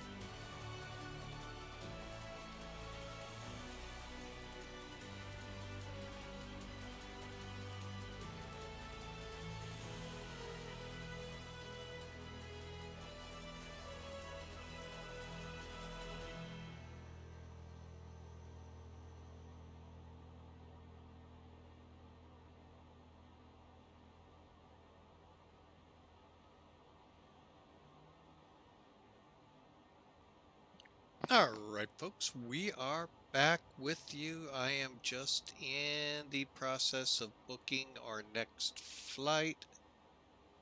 Oh, wow, I could fly a 747 if I wanted to. Nope, we're going to fly the 727-200.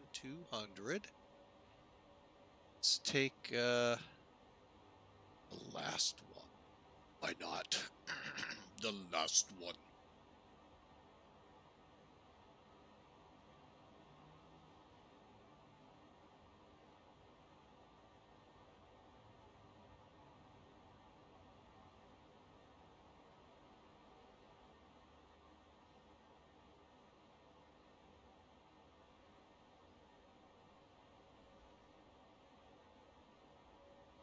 All right, let's see here.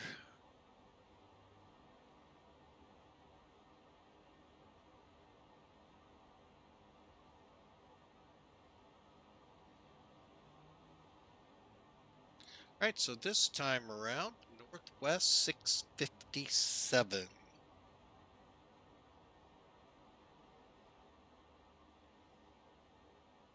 There, that should help me a little bit. Dispatch, confirm.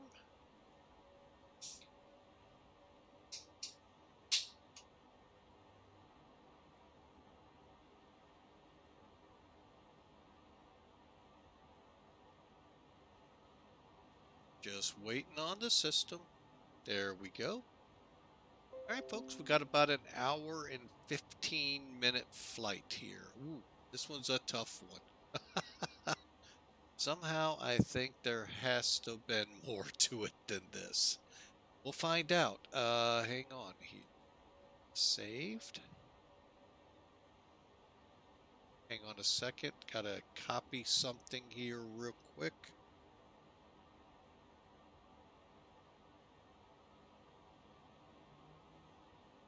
There we go. Save. All right.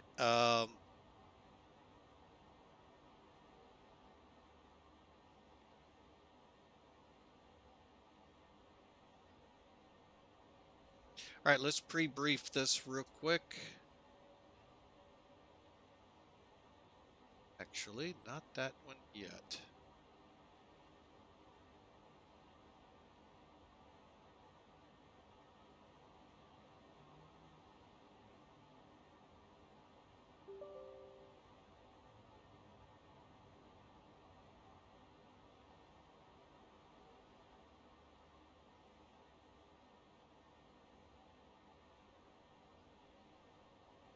There we go. I accidentally closed it. All right. All right, so Sim Toolkit's connected. There's the flight. Fly now. Hang on a second so I don't get into the flight. There we go. All right, so you can kind of see what we're going to do here. We're going to fly out of here to BAE, and then we'll get on the Eau Claire 9 arrival from the BAE transition. And then we'll fly that in here. Folks, it's not, again, another short haul flight. If you want to see it from SimBrief's point of view, hang on a second. Flight plan. Northwest 657, service Milwaukee, Minneapolis, with Des Moines being our alternate. Hour and 1 minute airtime, 300 miles. Little longer, not much. We're looking at 132 peeps wanting to fly. So we're going to have a pretty good load, 7,000 pounds of cargo. So probably, no, we're still way under the max takeoff limit. So, and then again, BAE, Eclair, the Eclair 9 arrival to 35. Hang on this one, folks. Import the flight from SimBrief. All right, so that's what we're looking at here, folks. Now, how that looks here, Our loadout, like you saw, 30,360 pounds. We're going to throw 22,370 pounds on. Packs and cargo we talked about. Again, 28,000 at Mach 0.80. All the weather south of us, hopefully. Weather-wise, breezy, as we found out here, 25 at 15.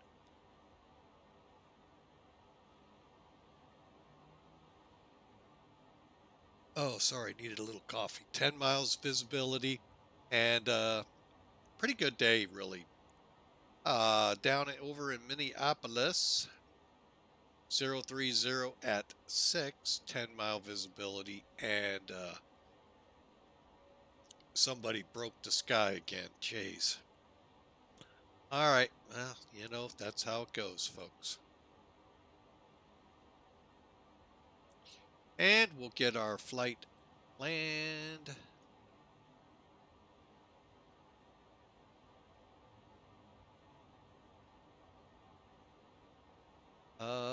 Love having to do this. We're just going to get this put in real quick.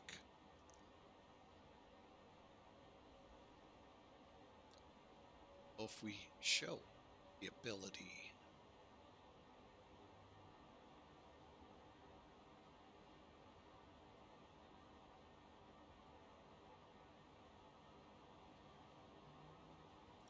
All right, we are ready to go. Real quick with NavGraph here.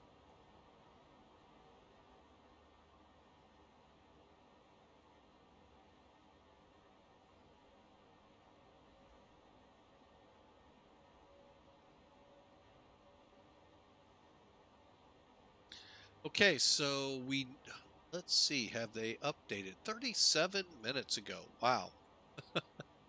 260 at 13, gust to 20. That's going to be a pretty good wind. Departing 19, no requirements. Okay.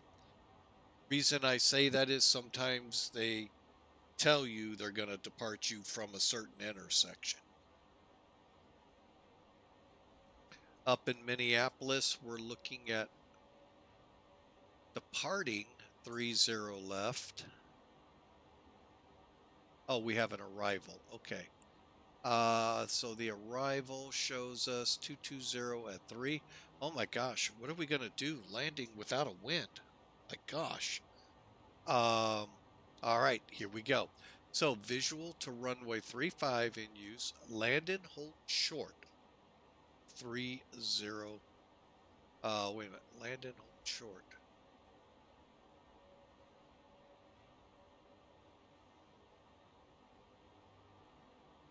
Oh, we're way over here.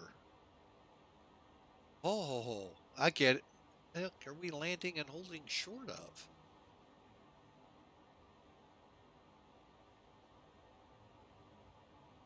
Oh, that's if you're coming in here, they want you to land and hold short of A9.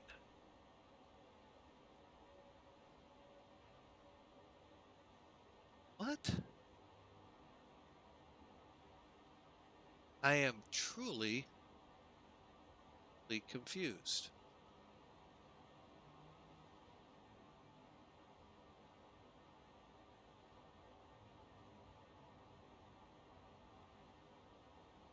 But we will plan to park down.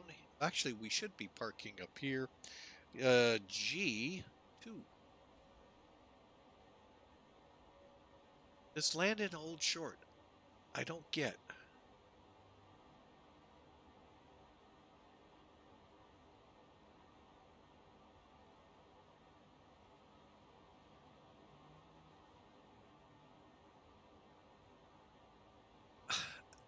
Why am I landing and holding short here? It should be here.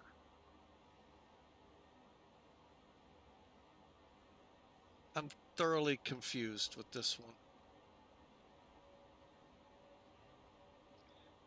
Huh. Oh well, you know, we'll fly it. 220. We're gonna fly 30. Jeez.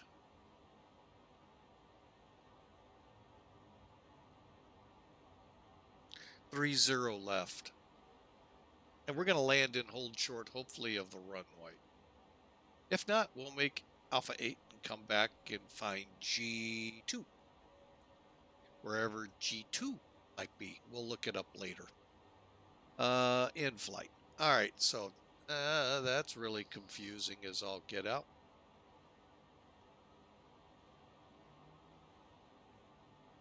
All right, so let's get after it, shall we, folks? Let's get Sim Toolkit down here and let's get ready to fly.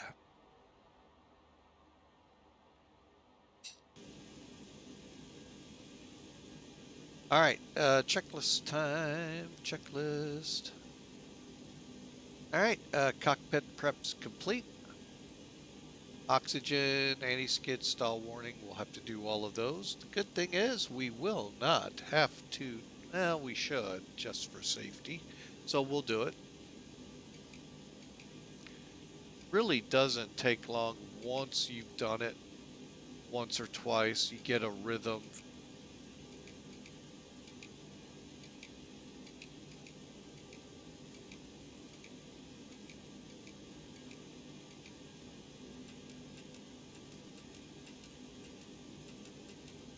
Okay.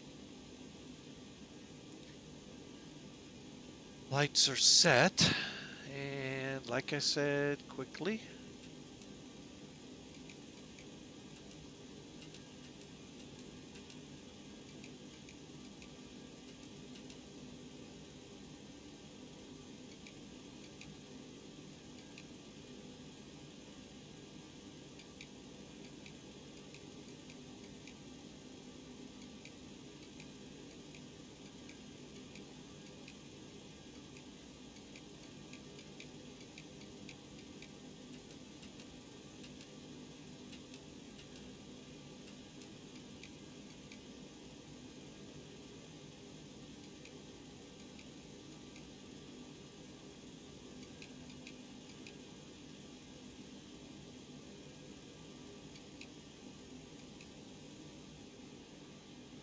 Like I said, once you get a rhythm, it really does not take long.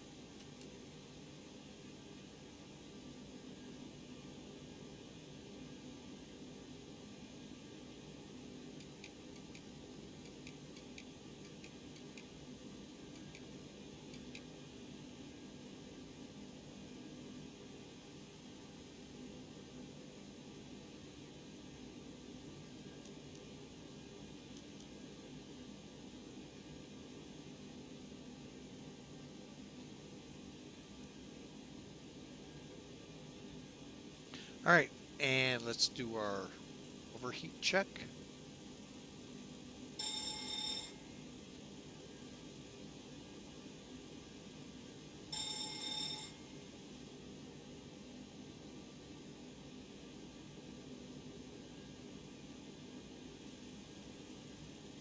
Not touching the APU. Now, we mentioned we have an issue. We'll get to that. Let's finish up with our tests. RTO.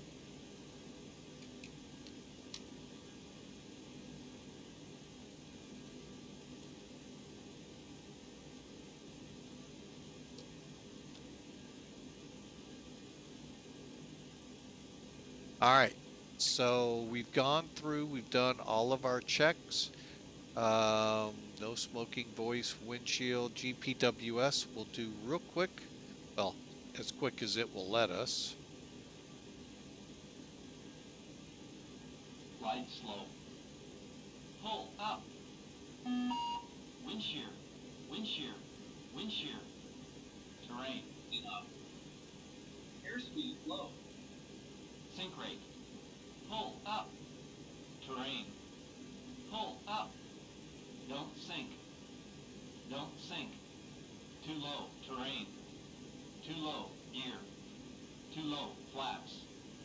Pulled the Too low, wrong terrain. sim toolkit down, Glide folks. slow. Sorry. Bank angle. Bank angle. 100. 50. 30. 20. 10. 500. All right. Yeah, I pulled the wrong sim toolkit down. I pulled the overlay instead of the map. We got all the lights. Everything's checked. What I'm doing real quick is making a check here for any departure information I need.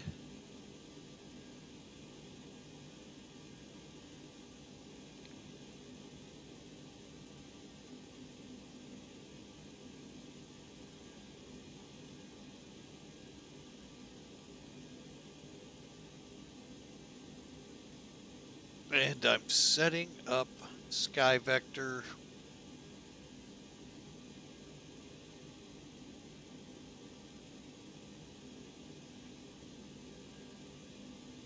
There we go. All right. So everything is set up. We're basically going right around that rain up there. Okay, so as we came in, I mentioned we're having troubles with engine number 1. Let's see how it looks before we go here. Fair. Part number 3. Fair. Engine 3 isn't good. However, when you go to reports, request engine 1 maintenance performed. So we're going to have to shut the APU down.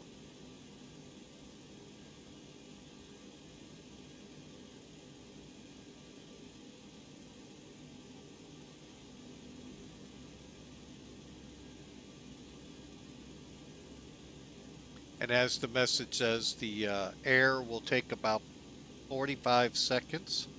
So what I'm going to do is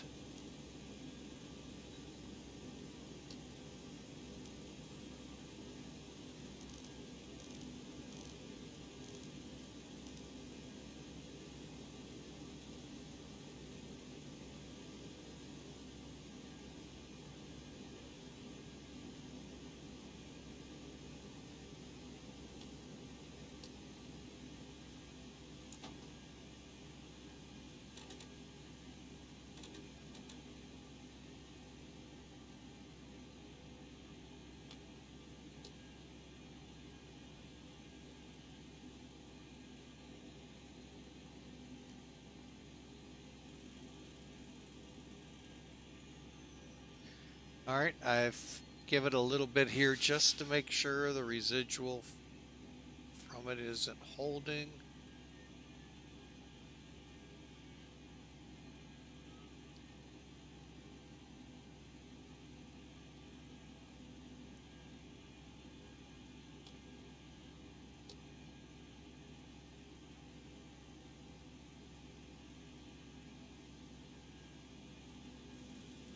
All right, now let's fix engine 1. Request maintenance. Nothing to report. Maintenance performed. Engine 1 will now.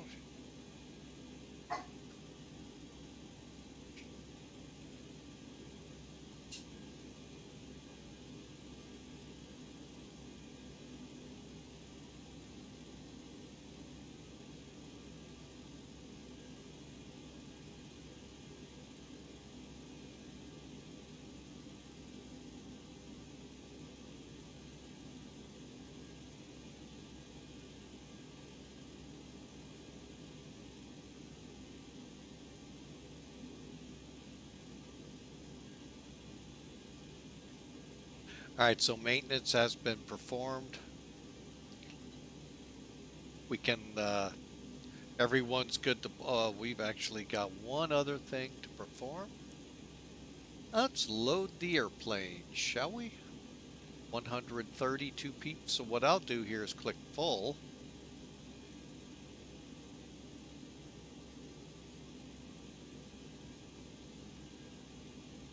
There's our 132.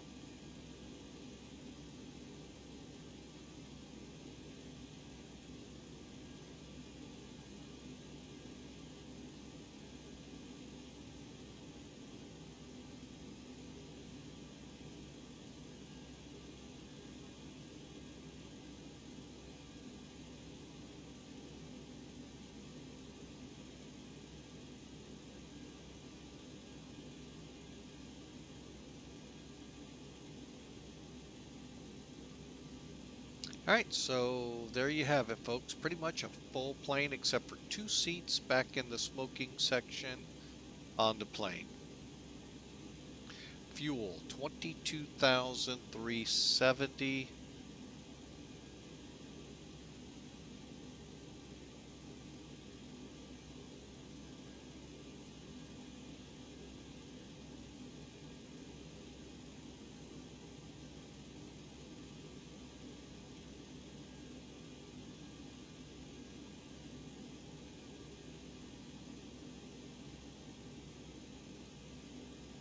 Okay, we'll just go with that. 22,430. So we're a little heavy on fuel, which is fine by me. And we're as close as we can get to the CG. All right, aircraft's loaded.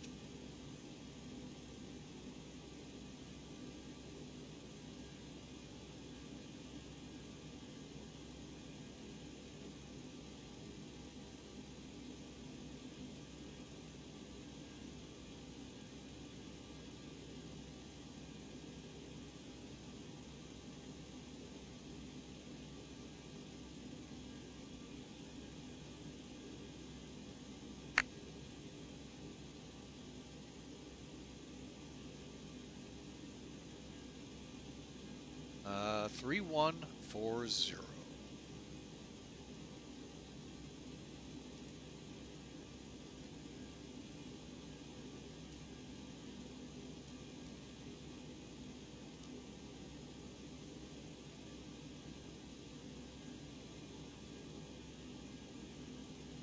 All right, so BAE. Now, technically, folks, the Eau Claire 9, you can technically fly it VOR to VOR.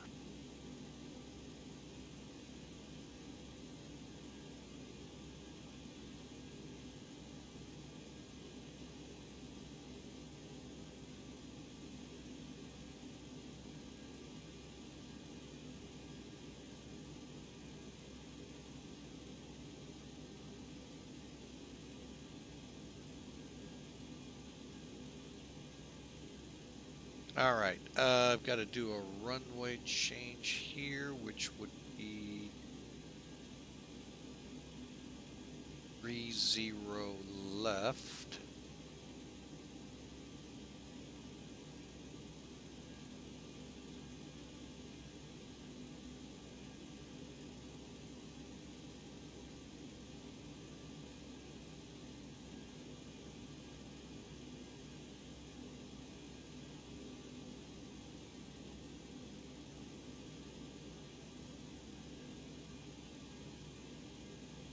All right, we'll try that.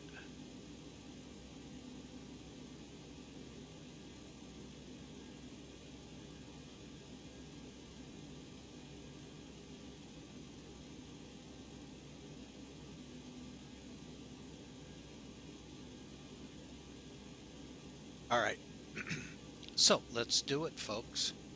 We're coming off departures available to us.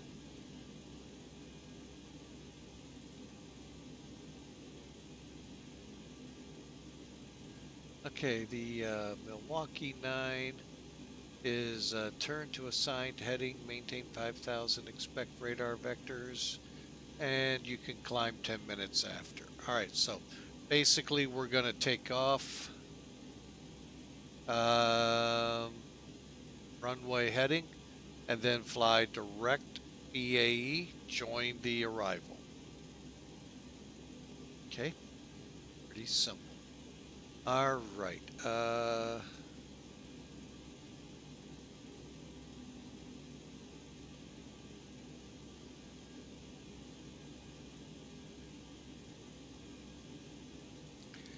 Then I want to get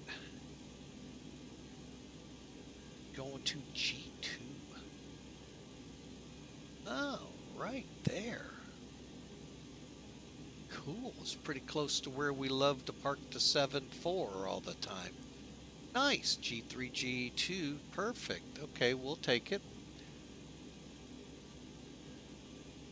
And we'll bookmark it. All right.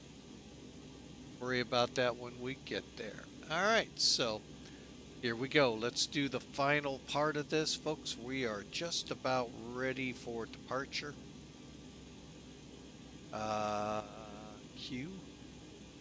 K, M, K, Echo, K, M, S, A. Doggone it. Northwest 657.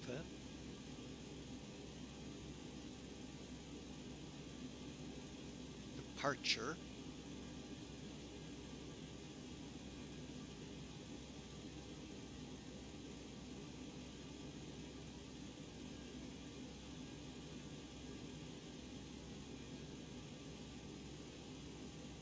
Okay, I'll see what that did.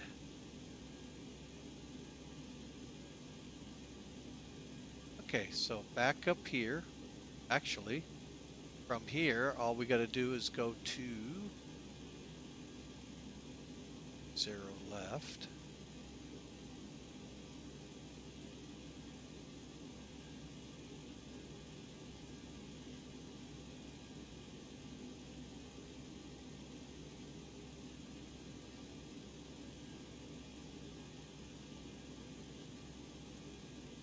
Okay, BAE, B0, GQ, execute, legs.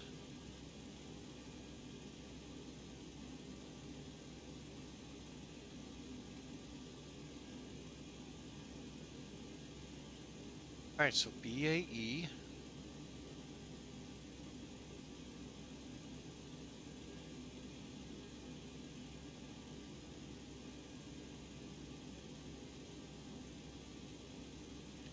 Barry, Robbie, Crispy, Wildo, Claire, okay, Hermie, Twins, Wolves, Zasky,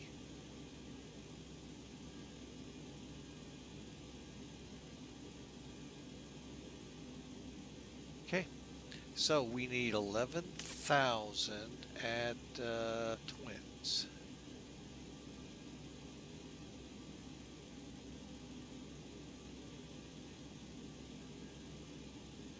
Okay, so we got that in there. We go to VNAV, next page, previous page, flight level 280.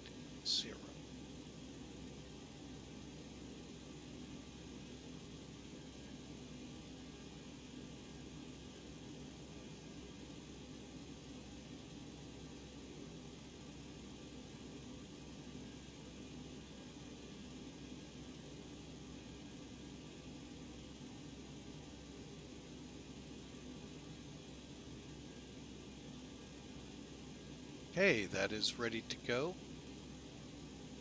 1365 in case I get that burr up my butt.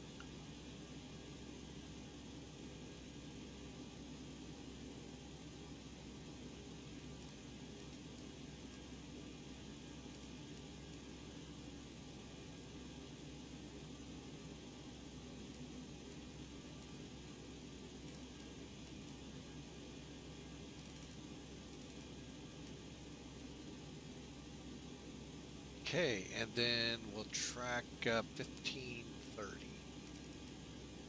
All right, we are set in the cockpit, ready to go, folks. Hope you all are. Hope you've refreshed and you're ready for another short 1-hour hop. Okay, here we go, folks. Final checks.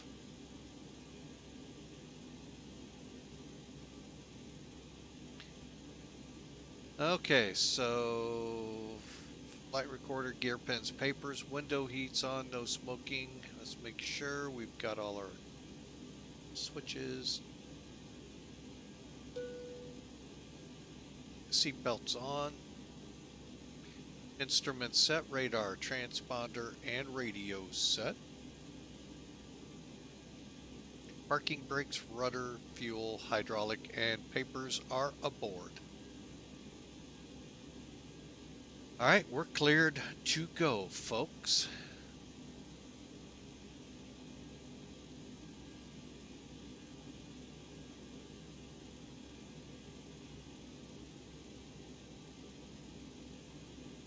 Hope you enjoy.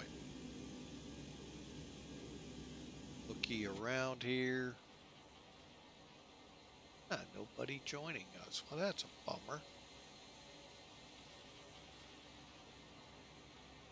Such a short flight. Oh well. Let's get the air stair up in the back. DB Cooper switch on.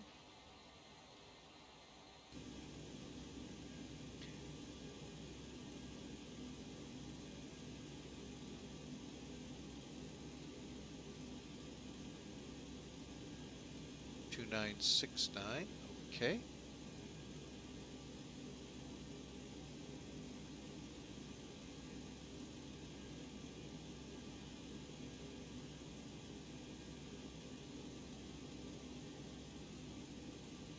Will come out Kilo Echo to Victor.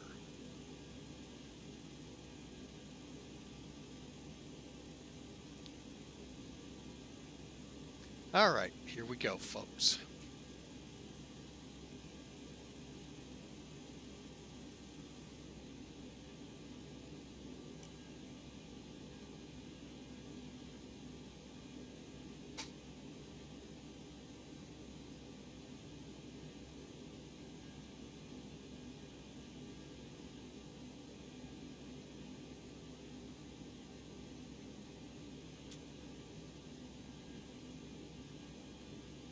APU coming on.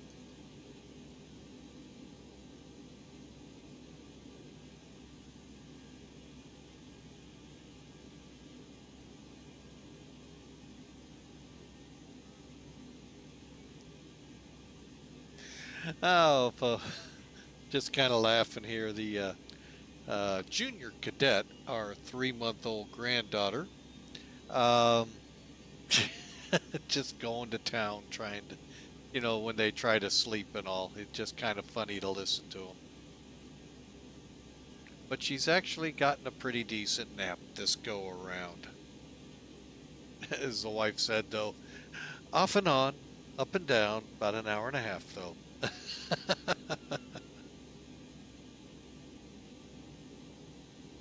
Take what you can get. All right, close that generator, and we're getting ready to go, folks.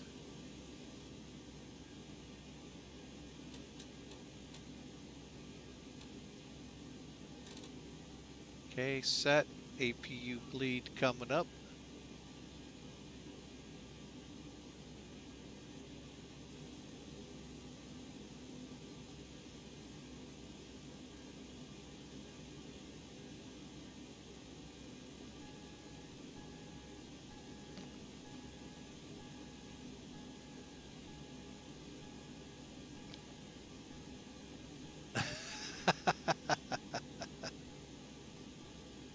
And she's awake.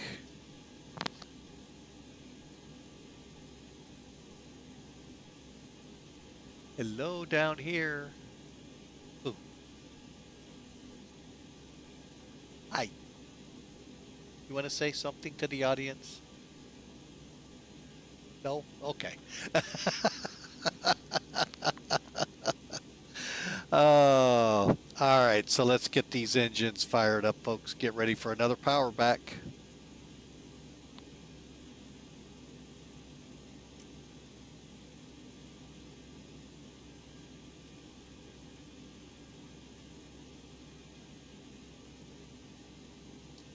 Packs off.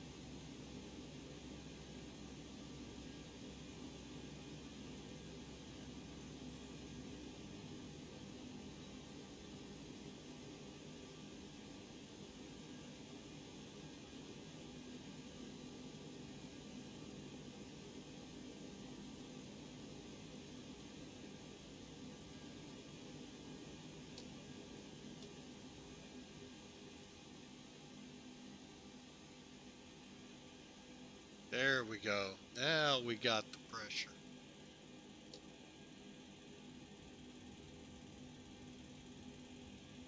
And your start valve is the light right up here. By the time our eyeballs get back in position, we'll be at 20%.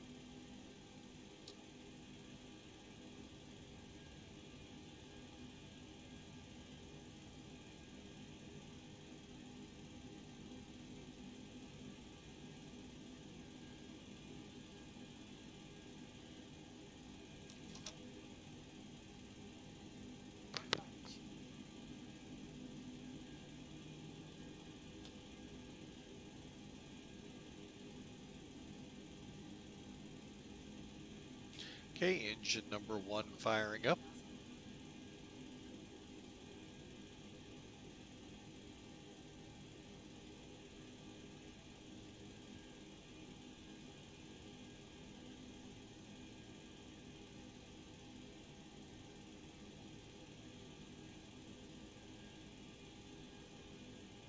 And number 2.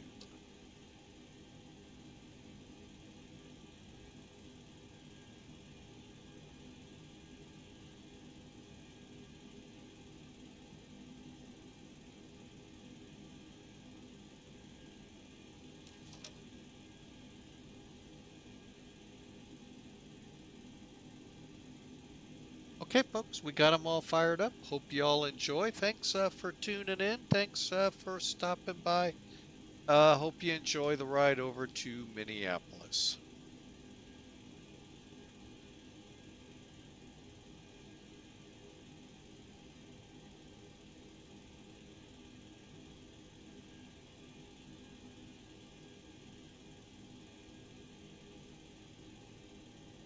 Okay.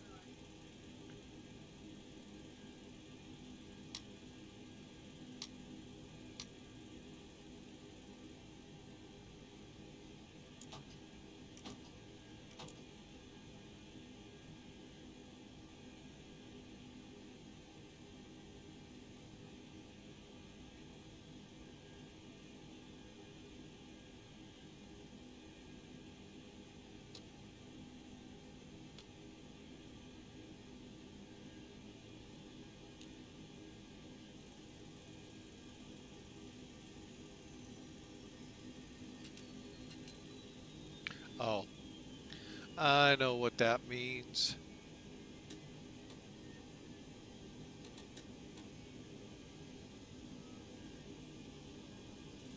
There we go. All right. Yep, we're ready to continue our checks here. Okay, beacons on.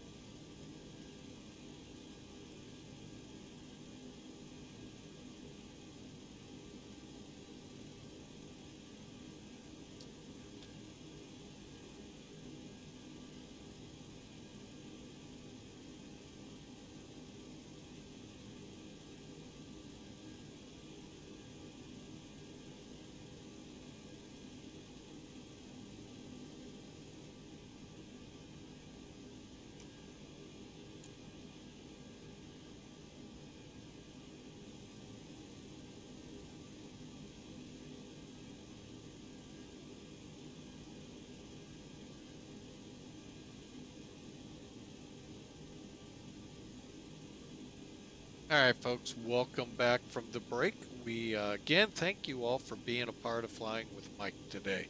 Leg one was Detroit to here, Milwaukee. Now we're continuing on to the second half of this flight to Minneapolis. So I hope y'all enjoy. We're just getting the flight controls and all set, and we are about to power back.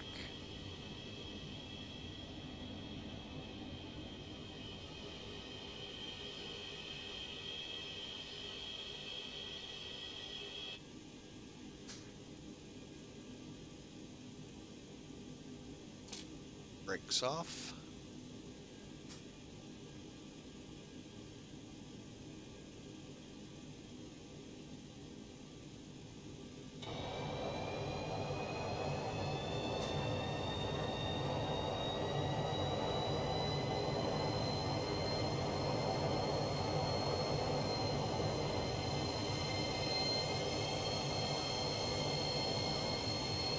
Again, remember, folks, the key here, do not touch your brakes. You risk a tail strike. So,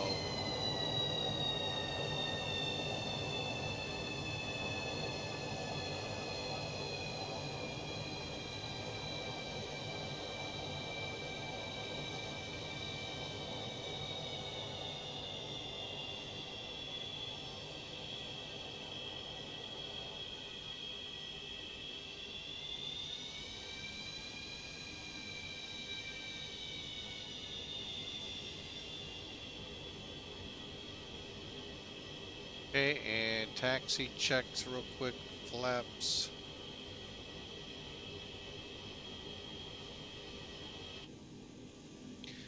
Flaps are set, galley power is on.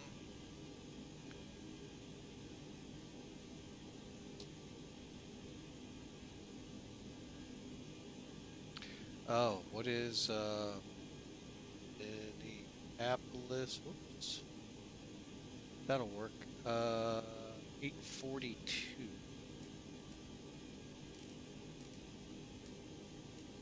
Okay. And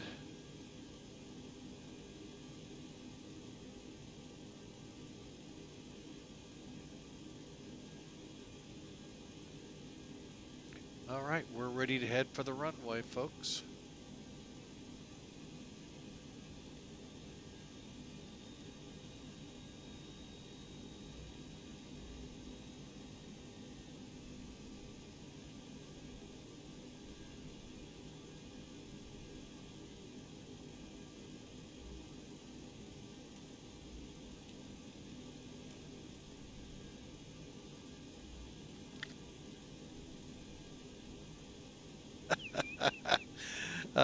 So here we go, folks. Oh, look at that. We've got them in tandem here.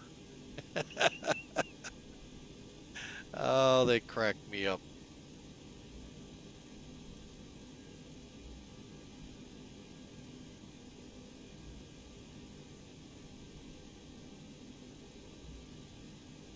Let's go out golf. And then we'll head over, straight over to Victor for the runway.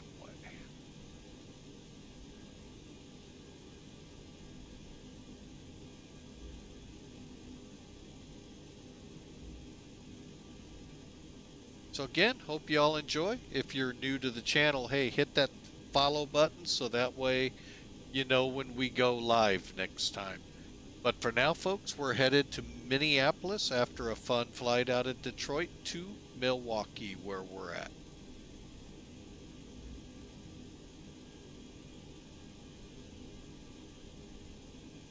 Quick look-see, nobody coming in, nobody coming in. Takeoff checks, looks like we're number 1. Galley power's on.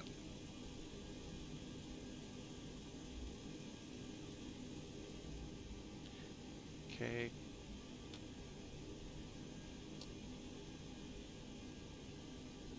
Galley power's on.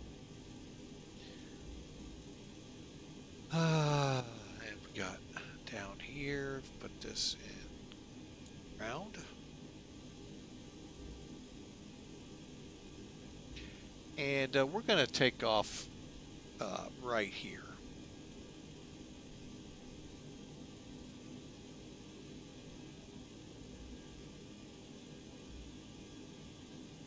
Well, let me double check before we make the turn.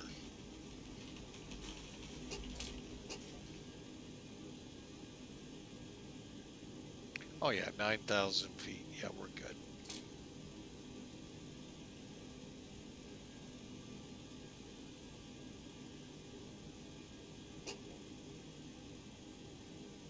Something tells me that wasn't right.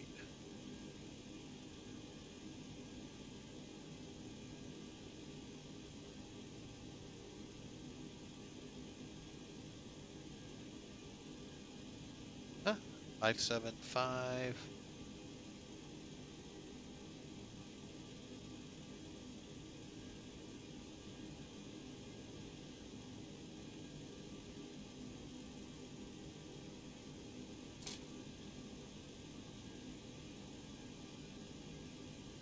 Milwaukee traffic, Northwest 657, departing 19 right.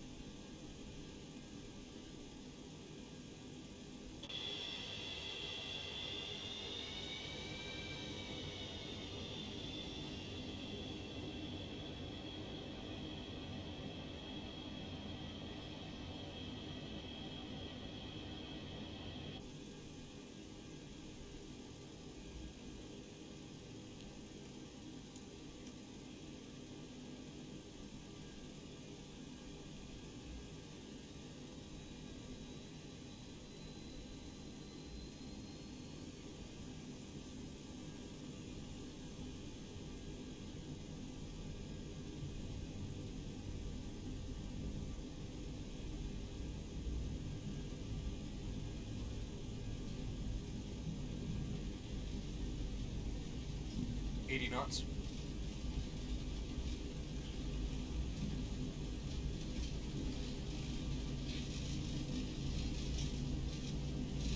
B1, rotate.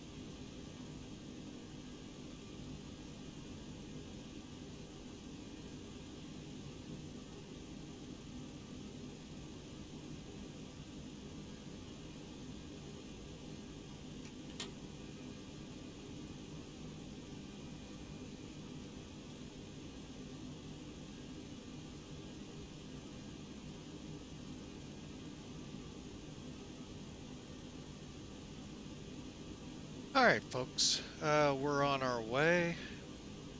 And Milwaukee traffic, Northwest 657's out of your airspace.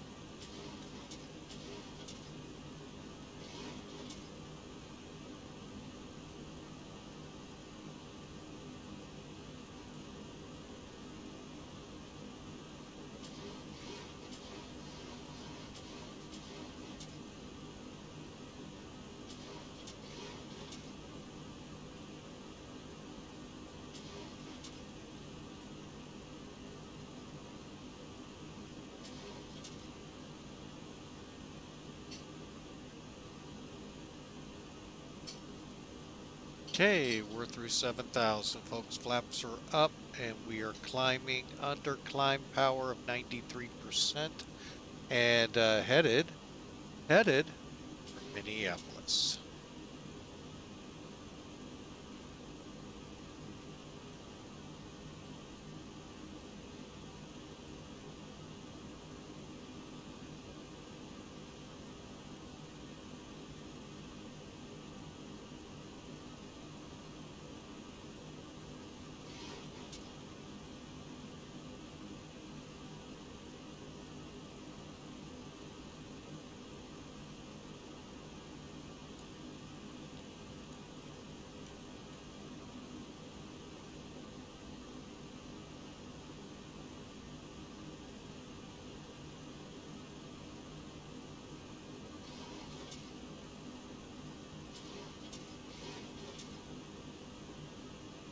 Excuse me.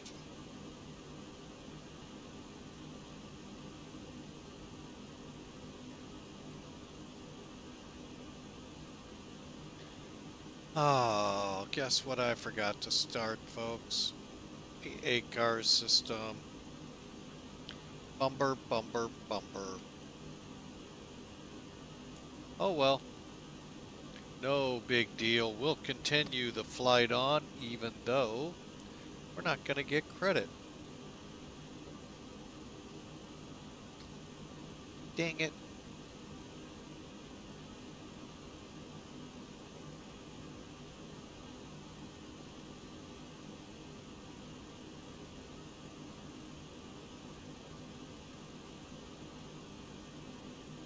Dang it.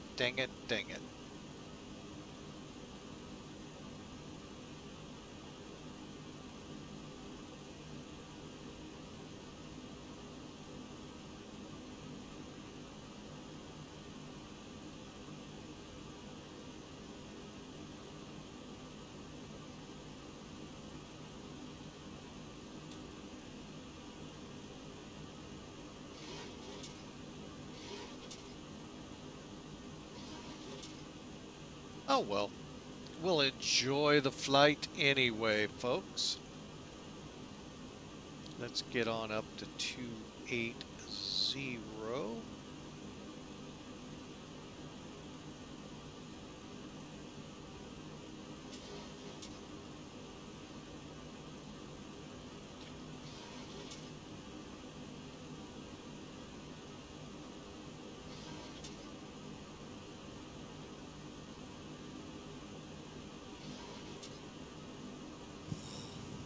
Oh well.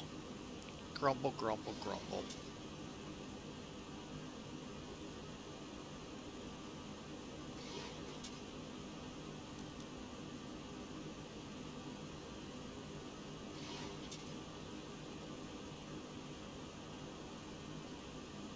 just make sure we're on track. Looks like we are.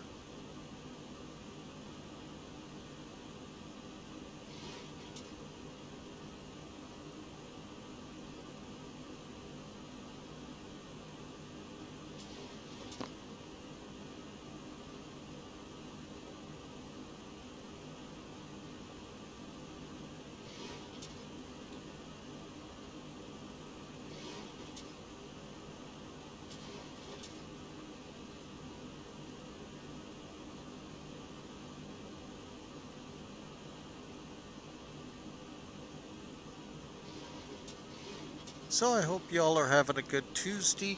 Not a whole bunch going on out here. I know out in this area, Sioux City specifically, a lot is going on with all that flooding they've had.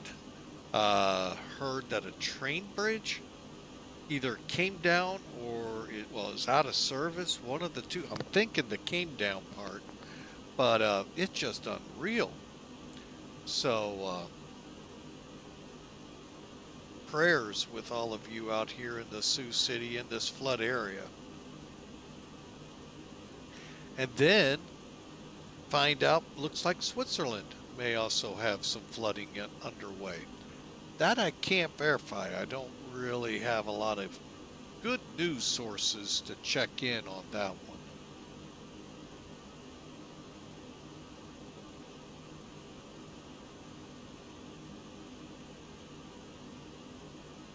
Along with Florida. So a lot of flooding going on here. Now Florida, I think, was related to a tropical system that I don't think ever really got going. It's now, I'll have to take a look again. We talked about it last week. I'm not sure if it made it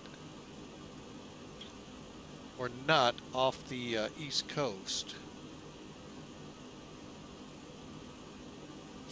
Nope. The only disturbance I showed them.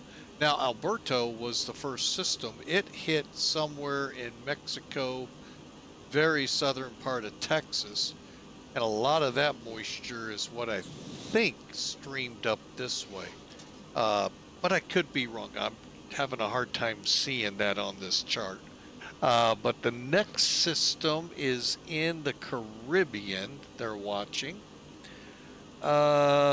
Due north of Venezuela, due south of Puerto Rico. It's got about a 10% chance over the next 7 days, so it must not be in the greatest of water of the Caribbean. Hit the Gulf and it could explode. But then again, there's a whole lot of something out in the Atlantic between Bermuda and the Bahamas to watch. So, I mean, folks, it is that season. It's tropical season time. So, anytime you're headed down south, you got to be ready for everything.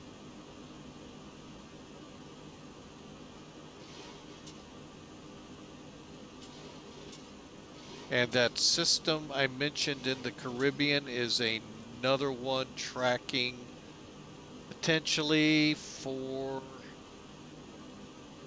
Honduras, Mexico, probably if it becomes something. So it's got to cross the Yucatan, so there's some land involved to tear it apart. So there you go, folks, your tropical update. Not something you usually hear here.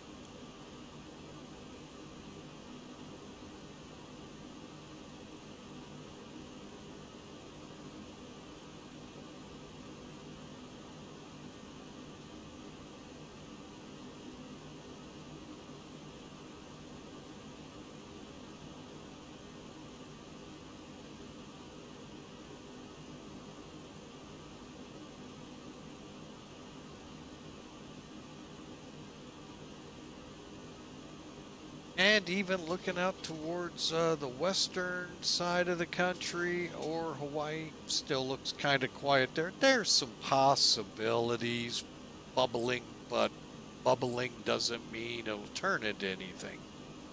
So All right, so a little bit of a breather, folks. It's still June. Get into July, August, things will begin.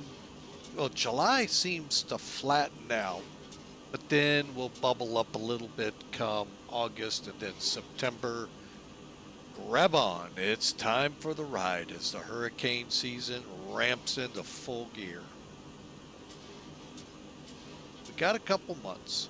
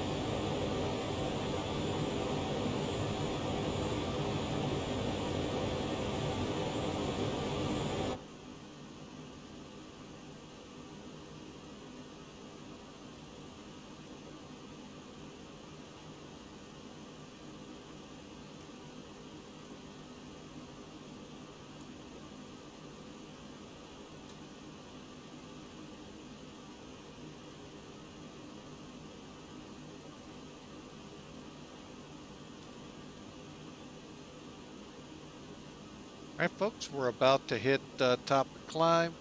Being such a short flight, we went ahead, turned the seatbelt sign off so folks can stretch and use the facilities. Oh, of course, to sell things back there. We just came from the beer can, so plenty of beer on the plane to sell.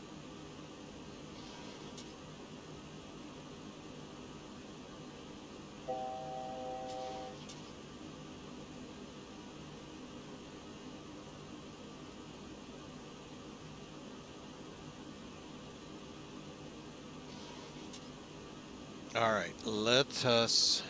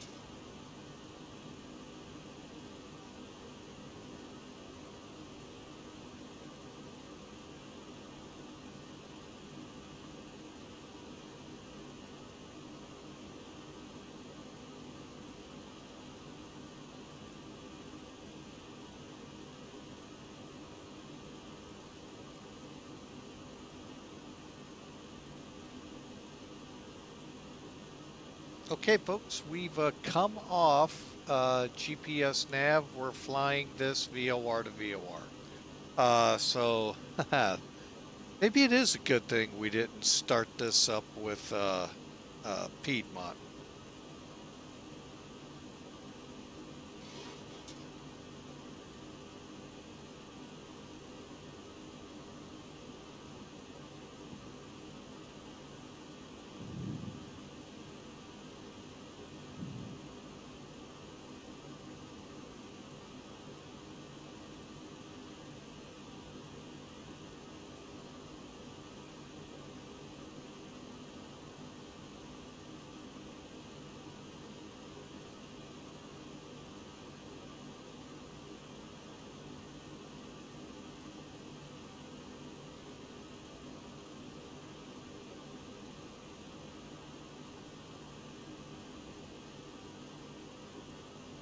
But again, I want to thank you all. Thank you so much for tuning in, checking us out. Hope you all stick around for the arrival. Like I said, currently VOR to VOR. And we'll probably fly it that way. We're currently 88. So we're in between Barry and Robbie.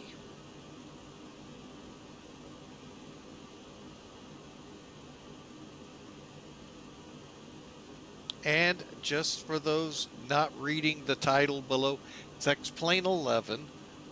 We are flying the FJS 727-200.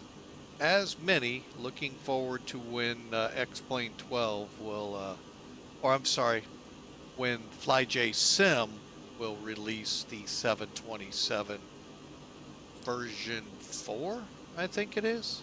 Anyway, the one for X-Plane 12.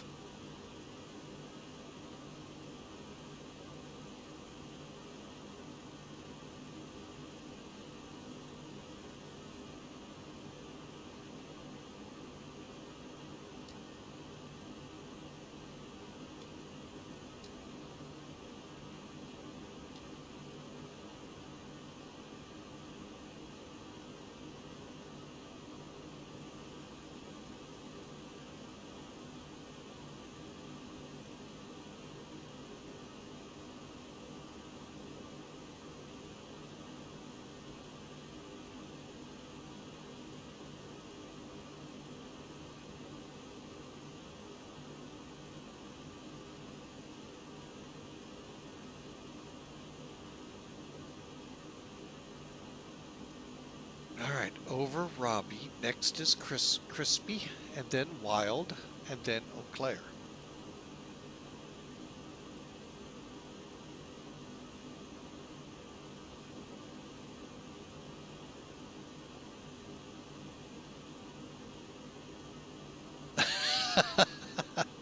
Well, it's being served right now on the plane, sir. Step up to the bar.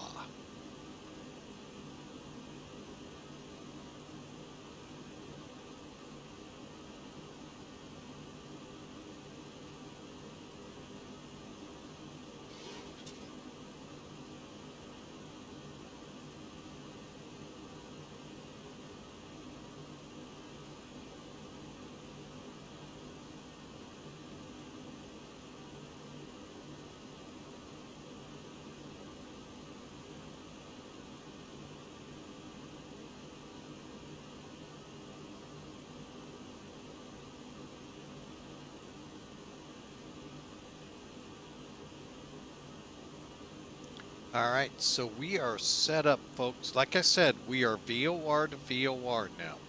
So we're not flying with the GPS, and I don't have it, nor will I buy it, the SIVA. So I know the 7.4 comes with a 200. I just don't use it.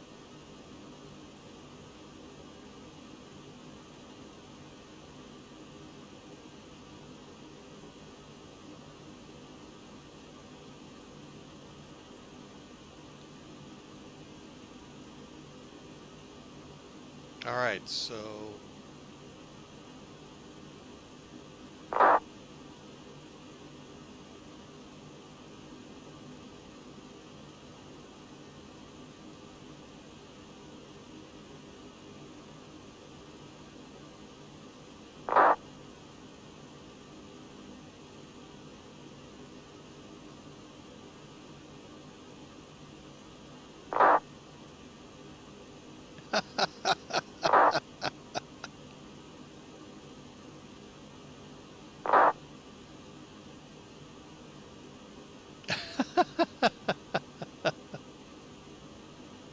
I love the question.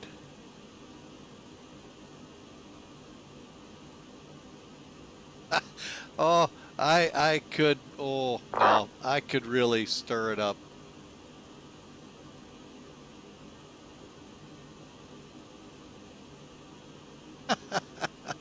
I was wondering when someone was going to say that, but yeah, when he said,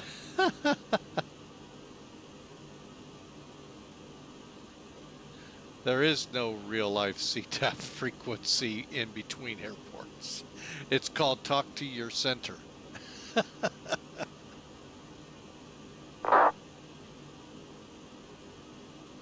There is? Oh, is.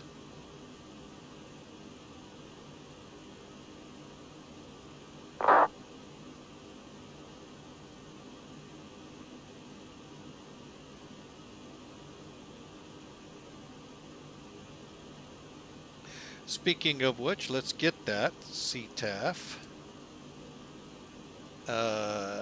Boy, our moderator ought to know that as much as he's in and out of there.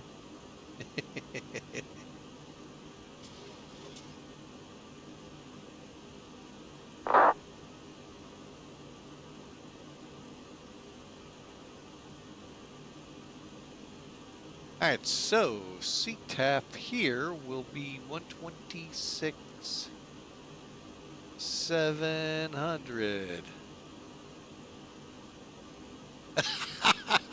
I feel called out. Well, I figured you kind of fly that territory quite a bit there, Duluth. Figured you had that one memorized.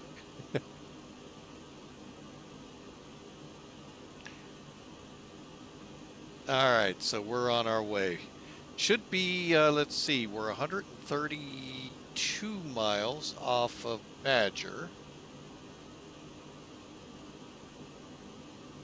Just outside of Milwaukee. And change it in your airplane. Oh my goodness, really?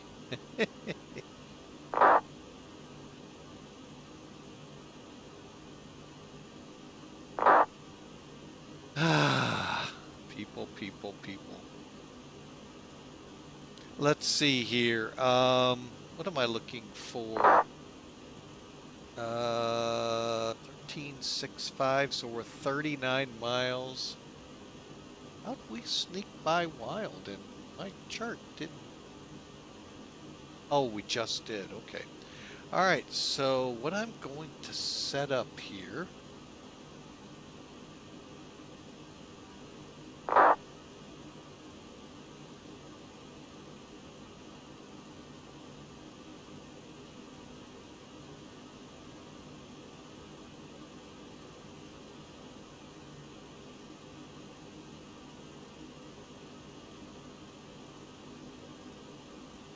Okay, so what I've done now, the quirky thing about this, and gonna be honest, folks, I can see some points to it and I can see some negatives to it. All right, when you look at the HSI here, the horizontal or situation, and that's not right. What the heck is HSI stand for? That doesn't sound right.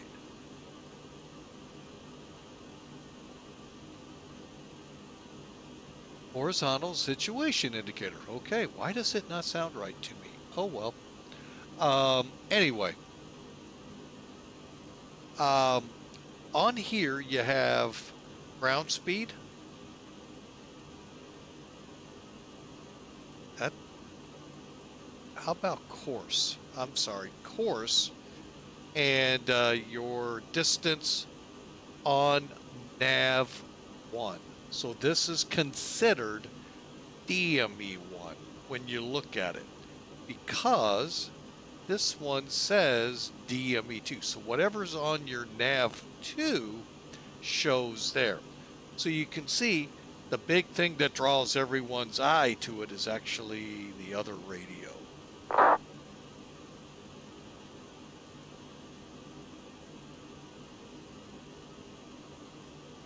So,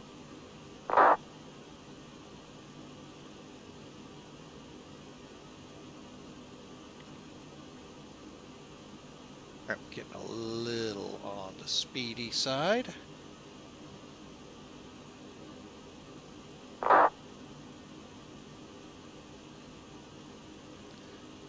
Oh boy. About ready to go to common traffic, just to get off all of this chit chat here.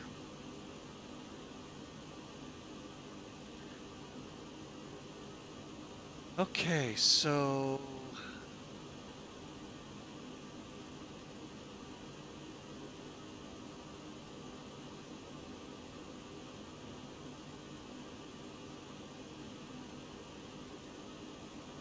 gonna go to heading select.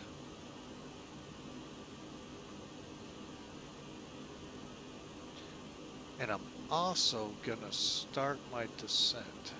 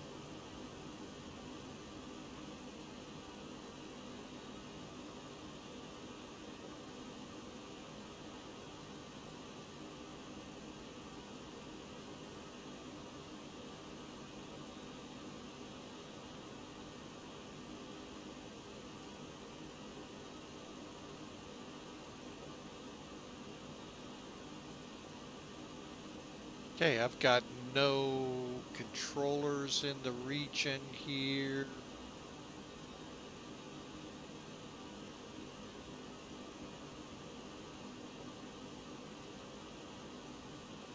I got a Southwest 737 right behind me.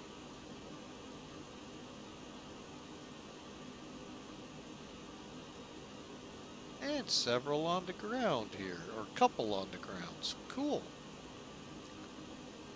All right, so we get a nice descent rate started. 5 miles to go.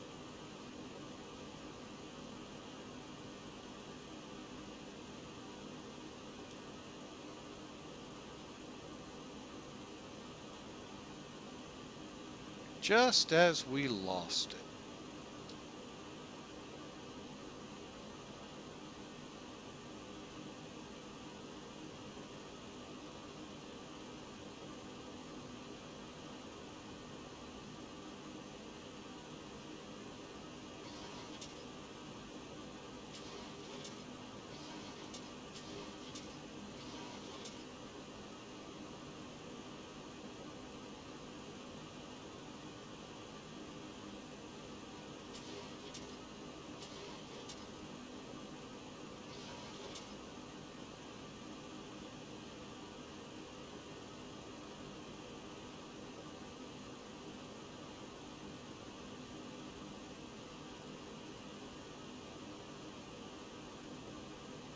All right, folks, we are now tracking Eau Claire's 281 radial out to Twins to be at 11,000 feet.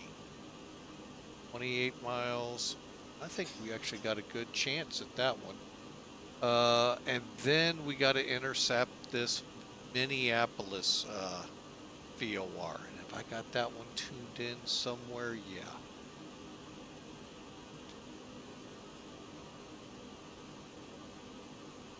That'll be the 255.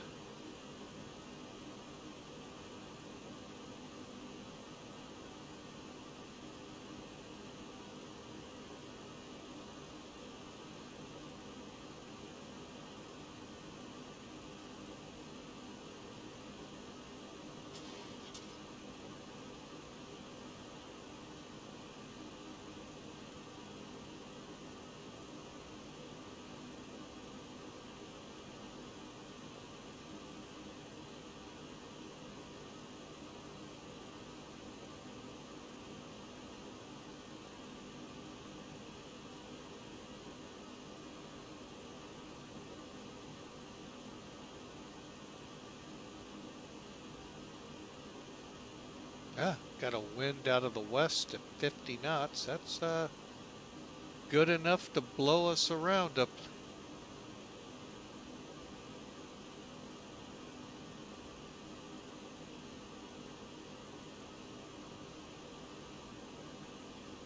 Okay, that's a pretty hefty crosswind. Let me get on the VOR lock again. There we go.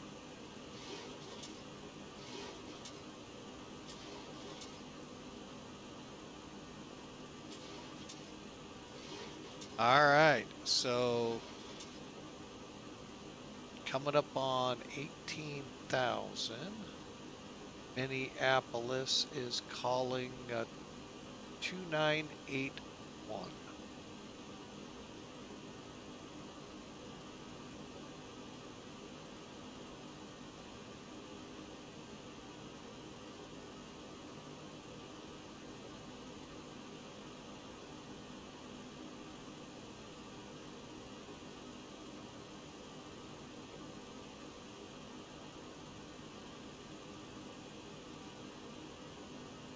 Okay, there's 18,000. I'm going to go ahead and put the inboard lights on. Wing and logo. Sorry, folks. Beer time's over. Sit in your seats. Put your seatbelts on. Don't want to hear anything out of you. Kind of reminds me of a restaurant. I don't know if we went to it where they're very rude to you intentionally. They're known for it. So I know one in Chicago. But that's what we need in the aircraft to add to the stresses of flying.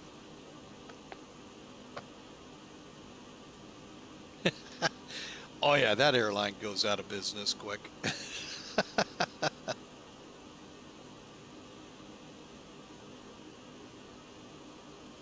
All right, I am going to go over here. Click that.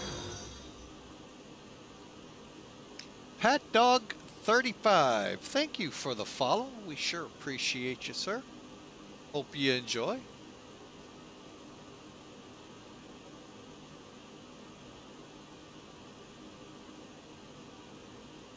And make sure your seatbelt tray tables are in their clicked and in their upright positions. And place your head between your legs and prepare for a crash landing.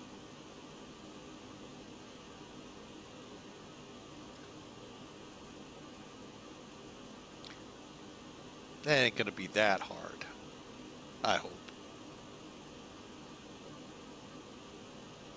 All right, 10:30, 10. Oh wow, that was the same, I think, where we were just at. Oh well.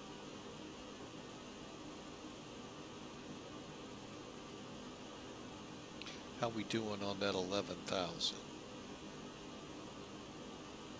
Oh, we're gonna be a little high.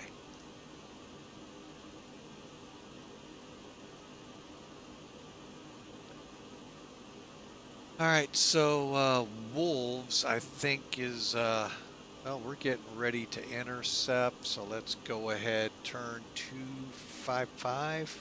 How about we first go here?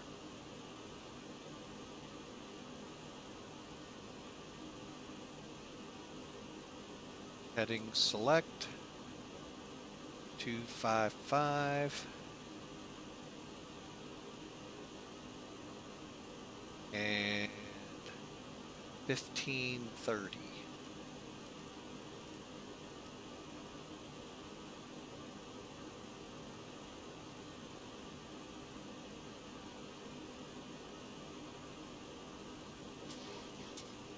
Actually, we were only 1,600 feet off. Seatbelts are indeed on. Okay. Time for the speed brakes.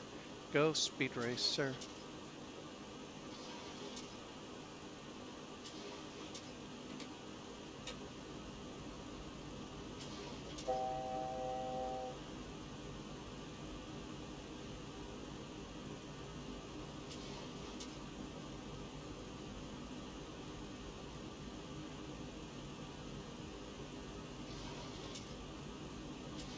All right, and we'll continue to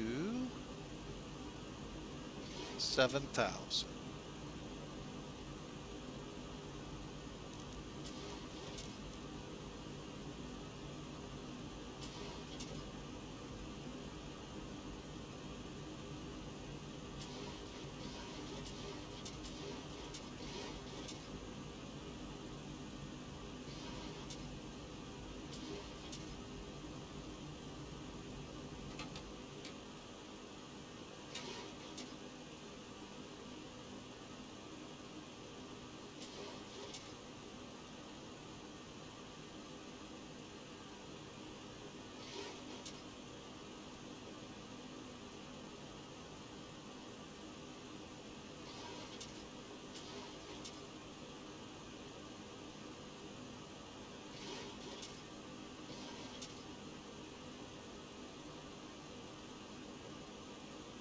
And then at Loons, we got to kind of guesstimate here. Let's try.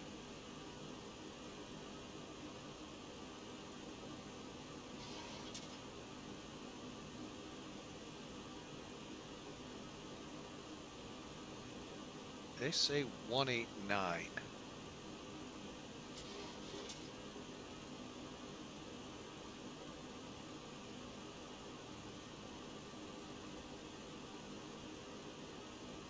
Okay, there's wolves.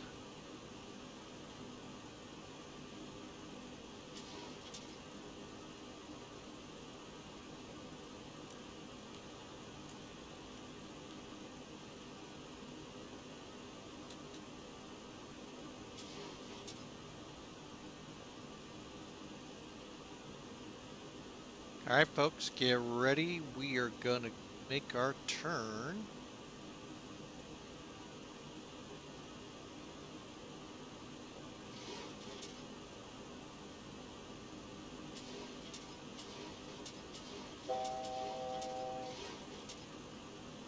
About like that. Speed brakes are indeed down.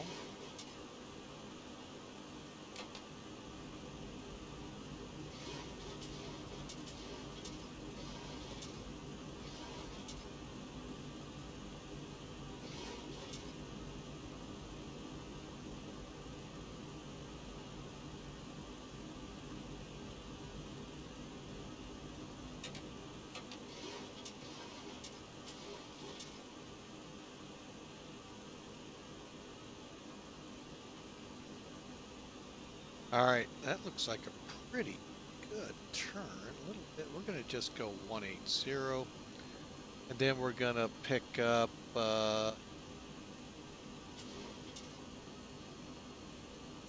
266. All right, let me get things flip-flopped here. We need 301.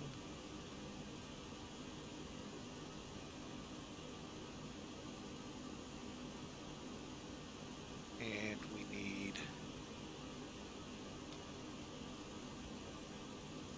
All right.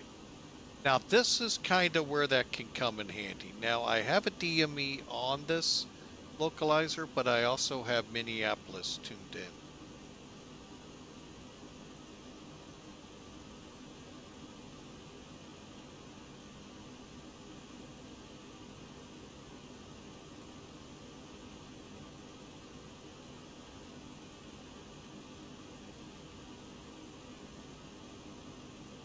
Boy, we're just north of some rain. Let's see if it shows up out here. Not even really the cloudiness. Okay, no biggie.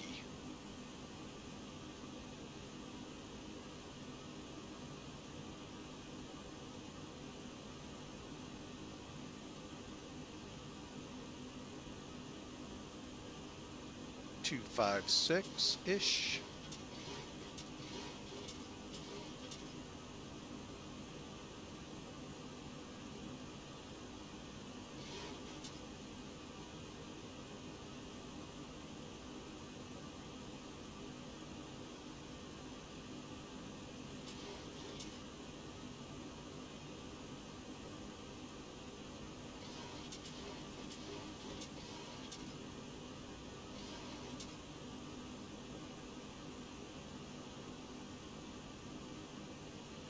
See if there's anything on here to alert me.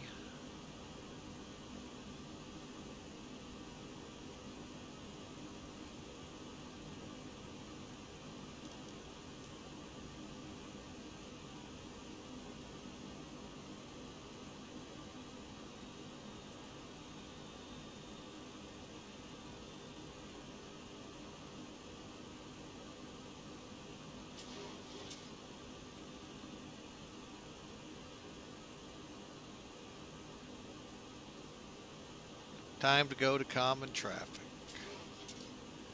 We did establish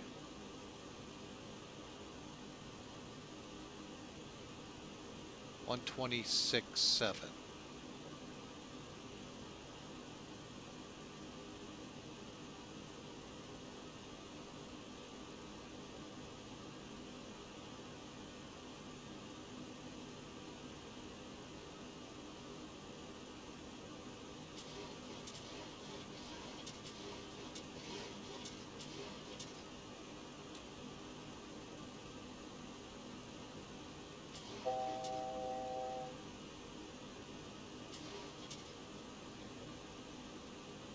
Minneapolis traffic northwest 657, intercepting the localizer, approximately 16 miles out, 30 left.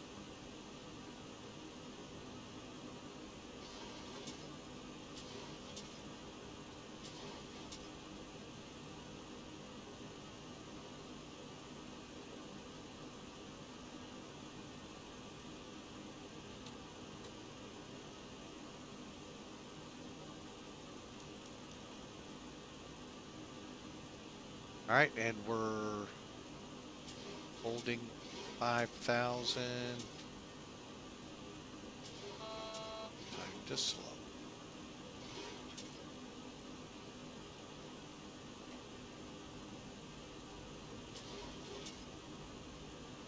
And the airport's in sight.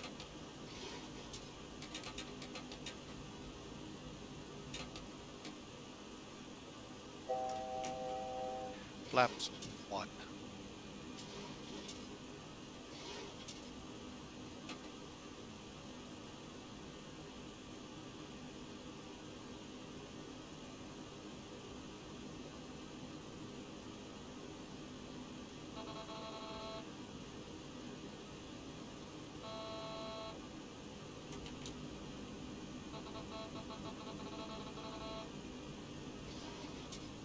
Okay, why aren't you wanting?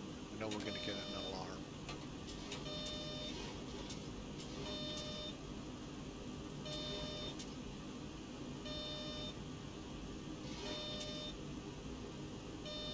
Minneapolis traffic, also 1269, crossing runway 30 left, Minneapolis.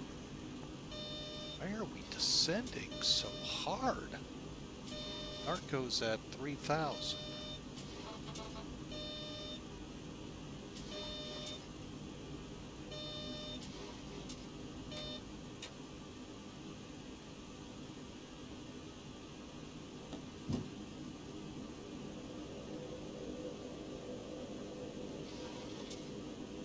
And Minneapolis common traffic, northwest 657, initial approach fix, Narco, 7-mile final, 30 left.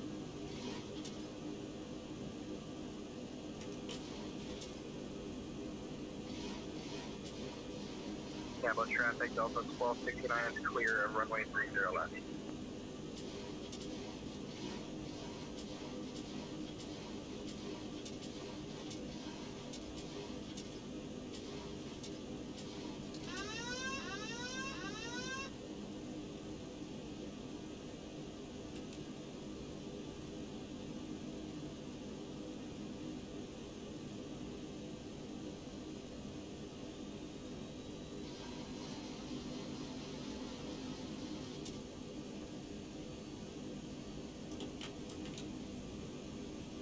Right slow. Right slow.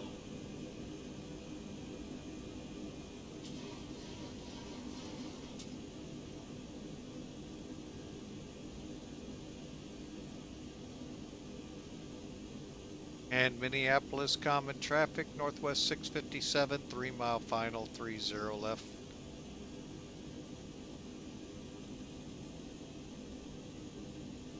Right slow. Right slow. Right slow. Right slow.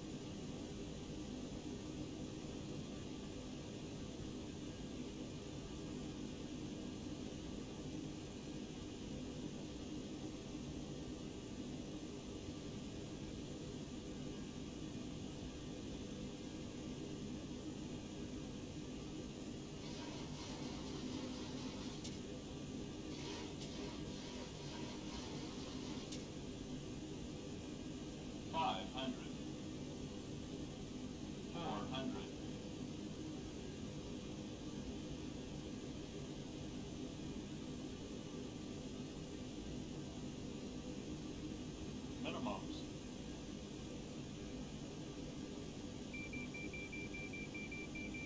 Sink rate.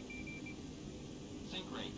50, 40, 30, 20, 10.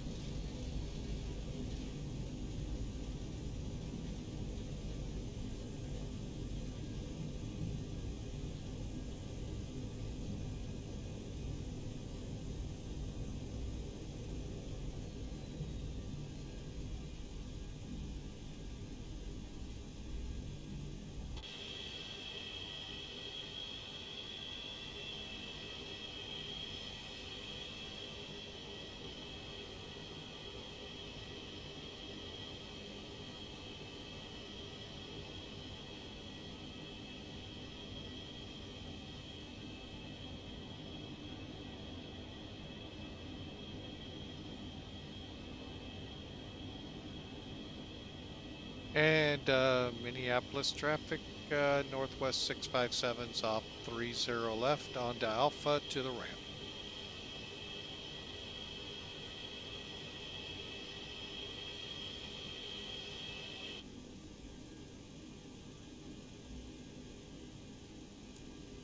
I'm wondering if maybe there was a tail strike.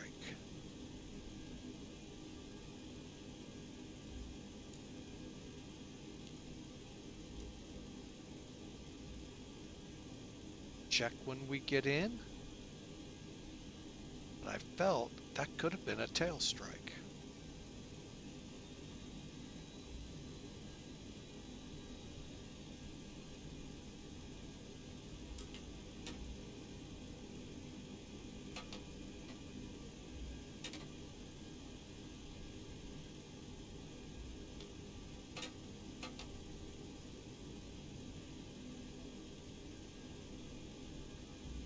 Minneapolis traffic, Delta 1269, taking off runway 17 for a short out departure, Minneapolis.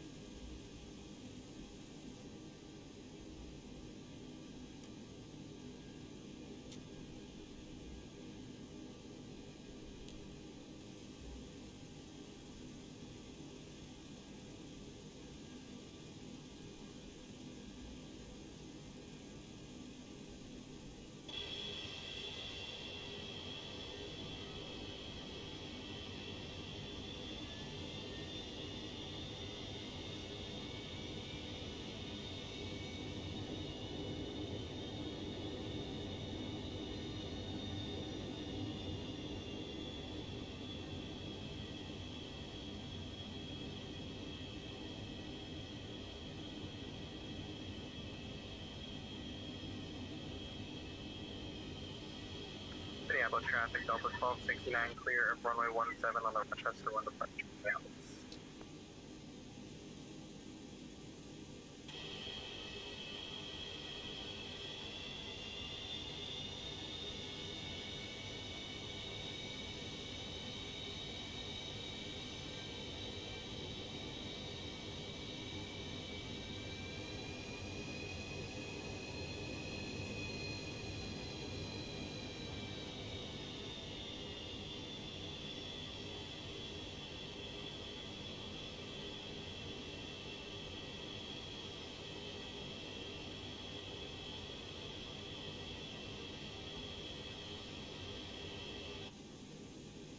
All right, we are in the gate, folks. And again, we will not be able to see what the airline logged us at. Why? Because I, well, forgot. Oh,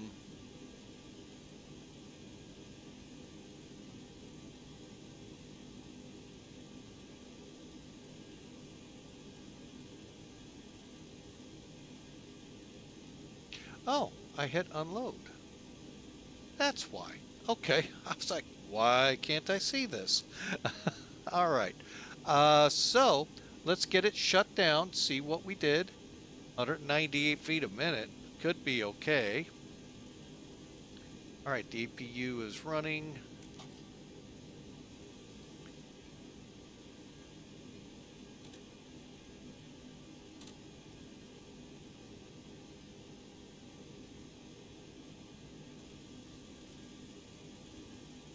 And 2.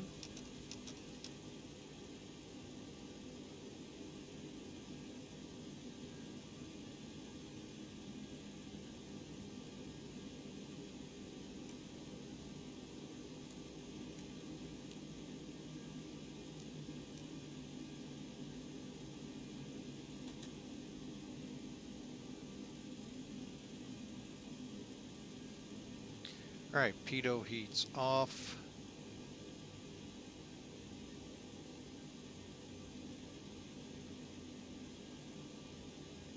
All right, pitot heat, lost myself, wing, radar, speed brakes, flaps, anti-ice, galley power off.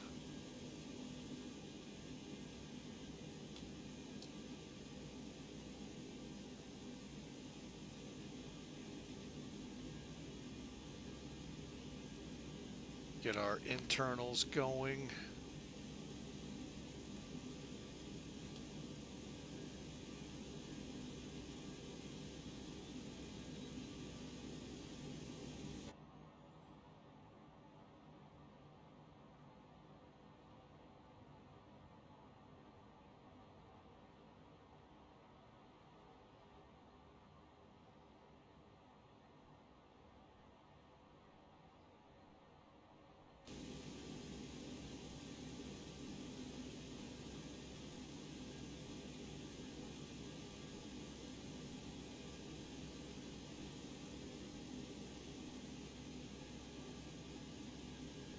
Okay, and fuel, hydraulic pressure, brakes, parking, seat belts, rotating beacon, and air conditioning set. All right.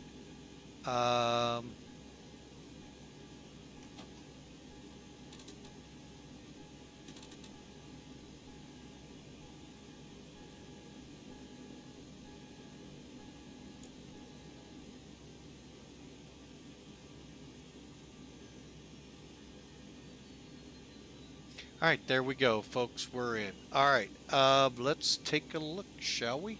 First, let's disconnect.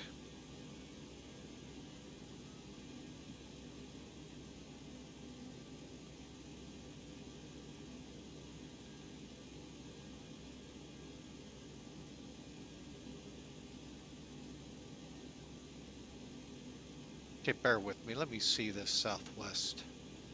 He actually flew. He's over there somewhere.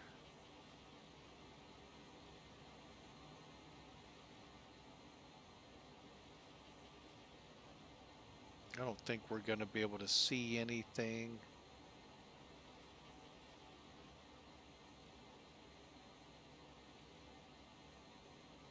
Nope. All right, so we're going to end it.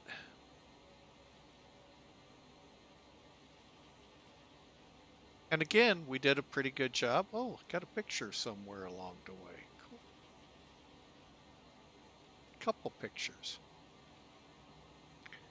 All right, so we did pretty good on this one. Hour and 7 minutes, 258 miles, and 118. That's where I'm a little nervous. We're going to watch. Actually, looks pretty good. They actually got us on the right runway, too, folks. Wow. All right, well, that's not good, though. 1,600 feet down the runway, 30 feet to the right of the center line. Yeah, I guess that could be. How wide's this runway? 200 feet. That's why it looked a little weird to me. Okay, so overall, it looks good, folks. Really does. But again, 30 feet over, and we're gonna check. Oh, you guys didn't get to see that because I thought I clicked it. Okay, let's go here. There's our landing, folks, where we ended up. Again, just so y'all see it, 118 was our speed, 198 feet a minute at 1.2 Gs. Not bad.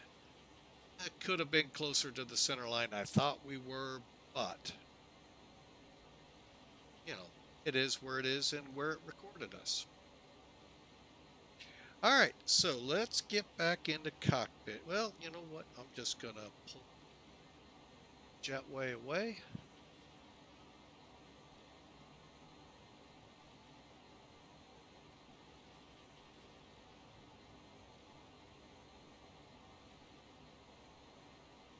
First things first. We had a tail strike. Tail strike detector. Yep, I thought so. So we're going to probably see that, folks.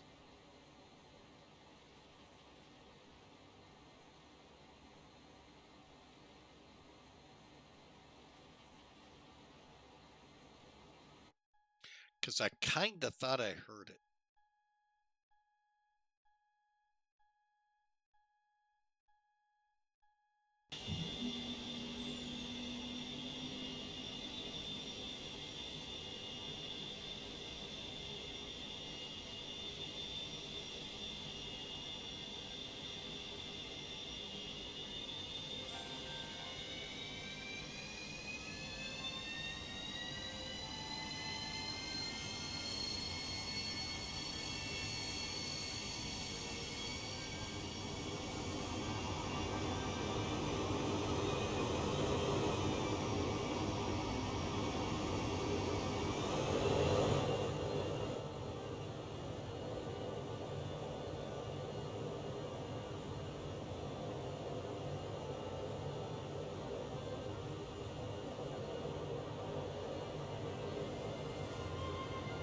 Everything was going so well.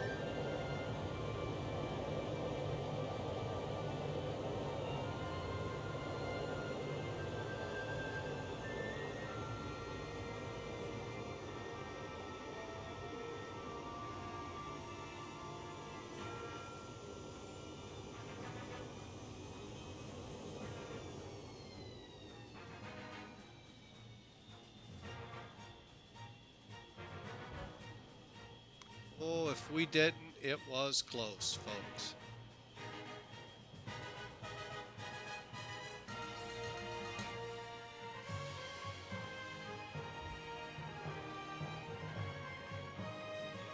Very close.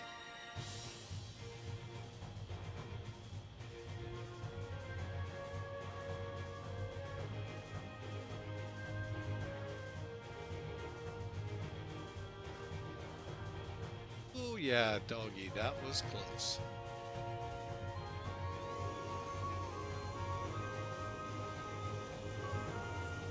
Well, like I said, it got within the parameters, so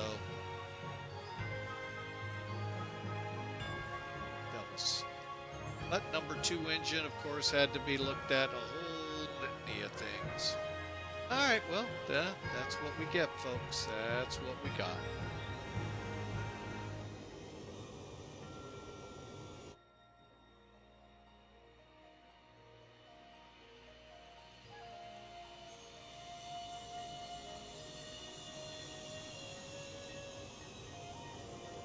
Little different vantage point. Now, if I'd have just kept it like that, probably would have been a pretty decent landing.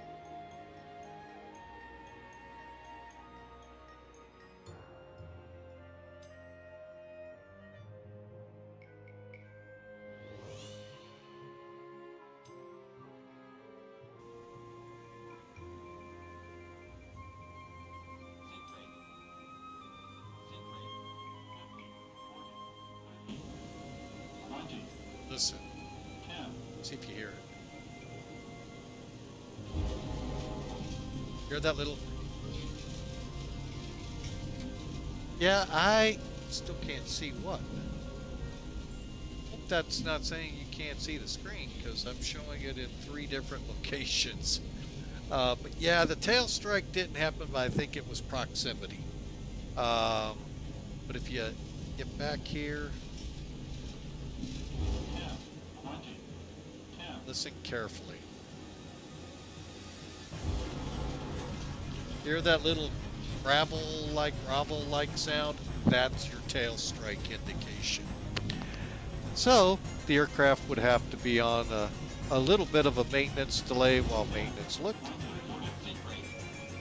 So let's see if the tower is worth anything.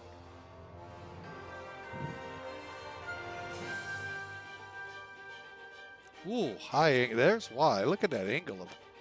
That didn't show anything.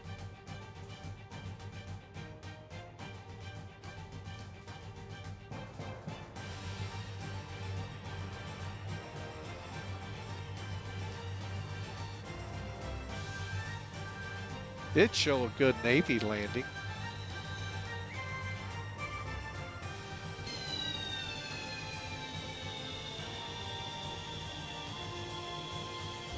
Yeah, it's close.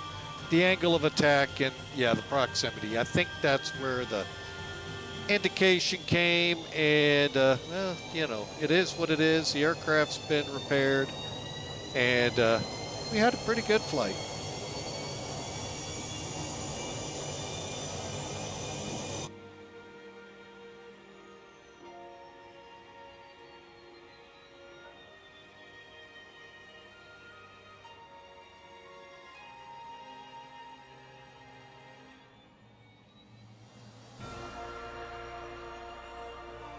And currently, see if we have any reports. We've got it all fixed. So we have, like new, good. So there you have it, folks. Hey, I want to thank you all for being here today. We're going to wrap it up. Going to get a couple things done here, and if we have time later, might come on and do the little flight we had in the pocket yesterday, in case there was time. But for now, we're going to call it. I hope y'all have a great night. Thank you all for coming out. Duluth, thanks for the follow of correction. For the resubscribe, PatDog35, thank you for the follow. Folks, y'all have a great night. God bless. We'll see you tomorrow at 8 a.m. Why? Because we're going across the Pacific Pond.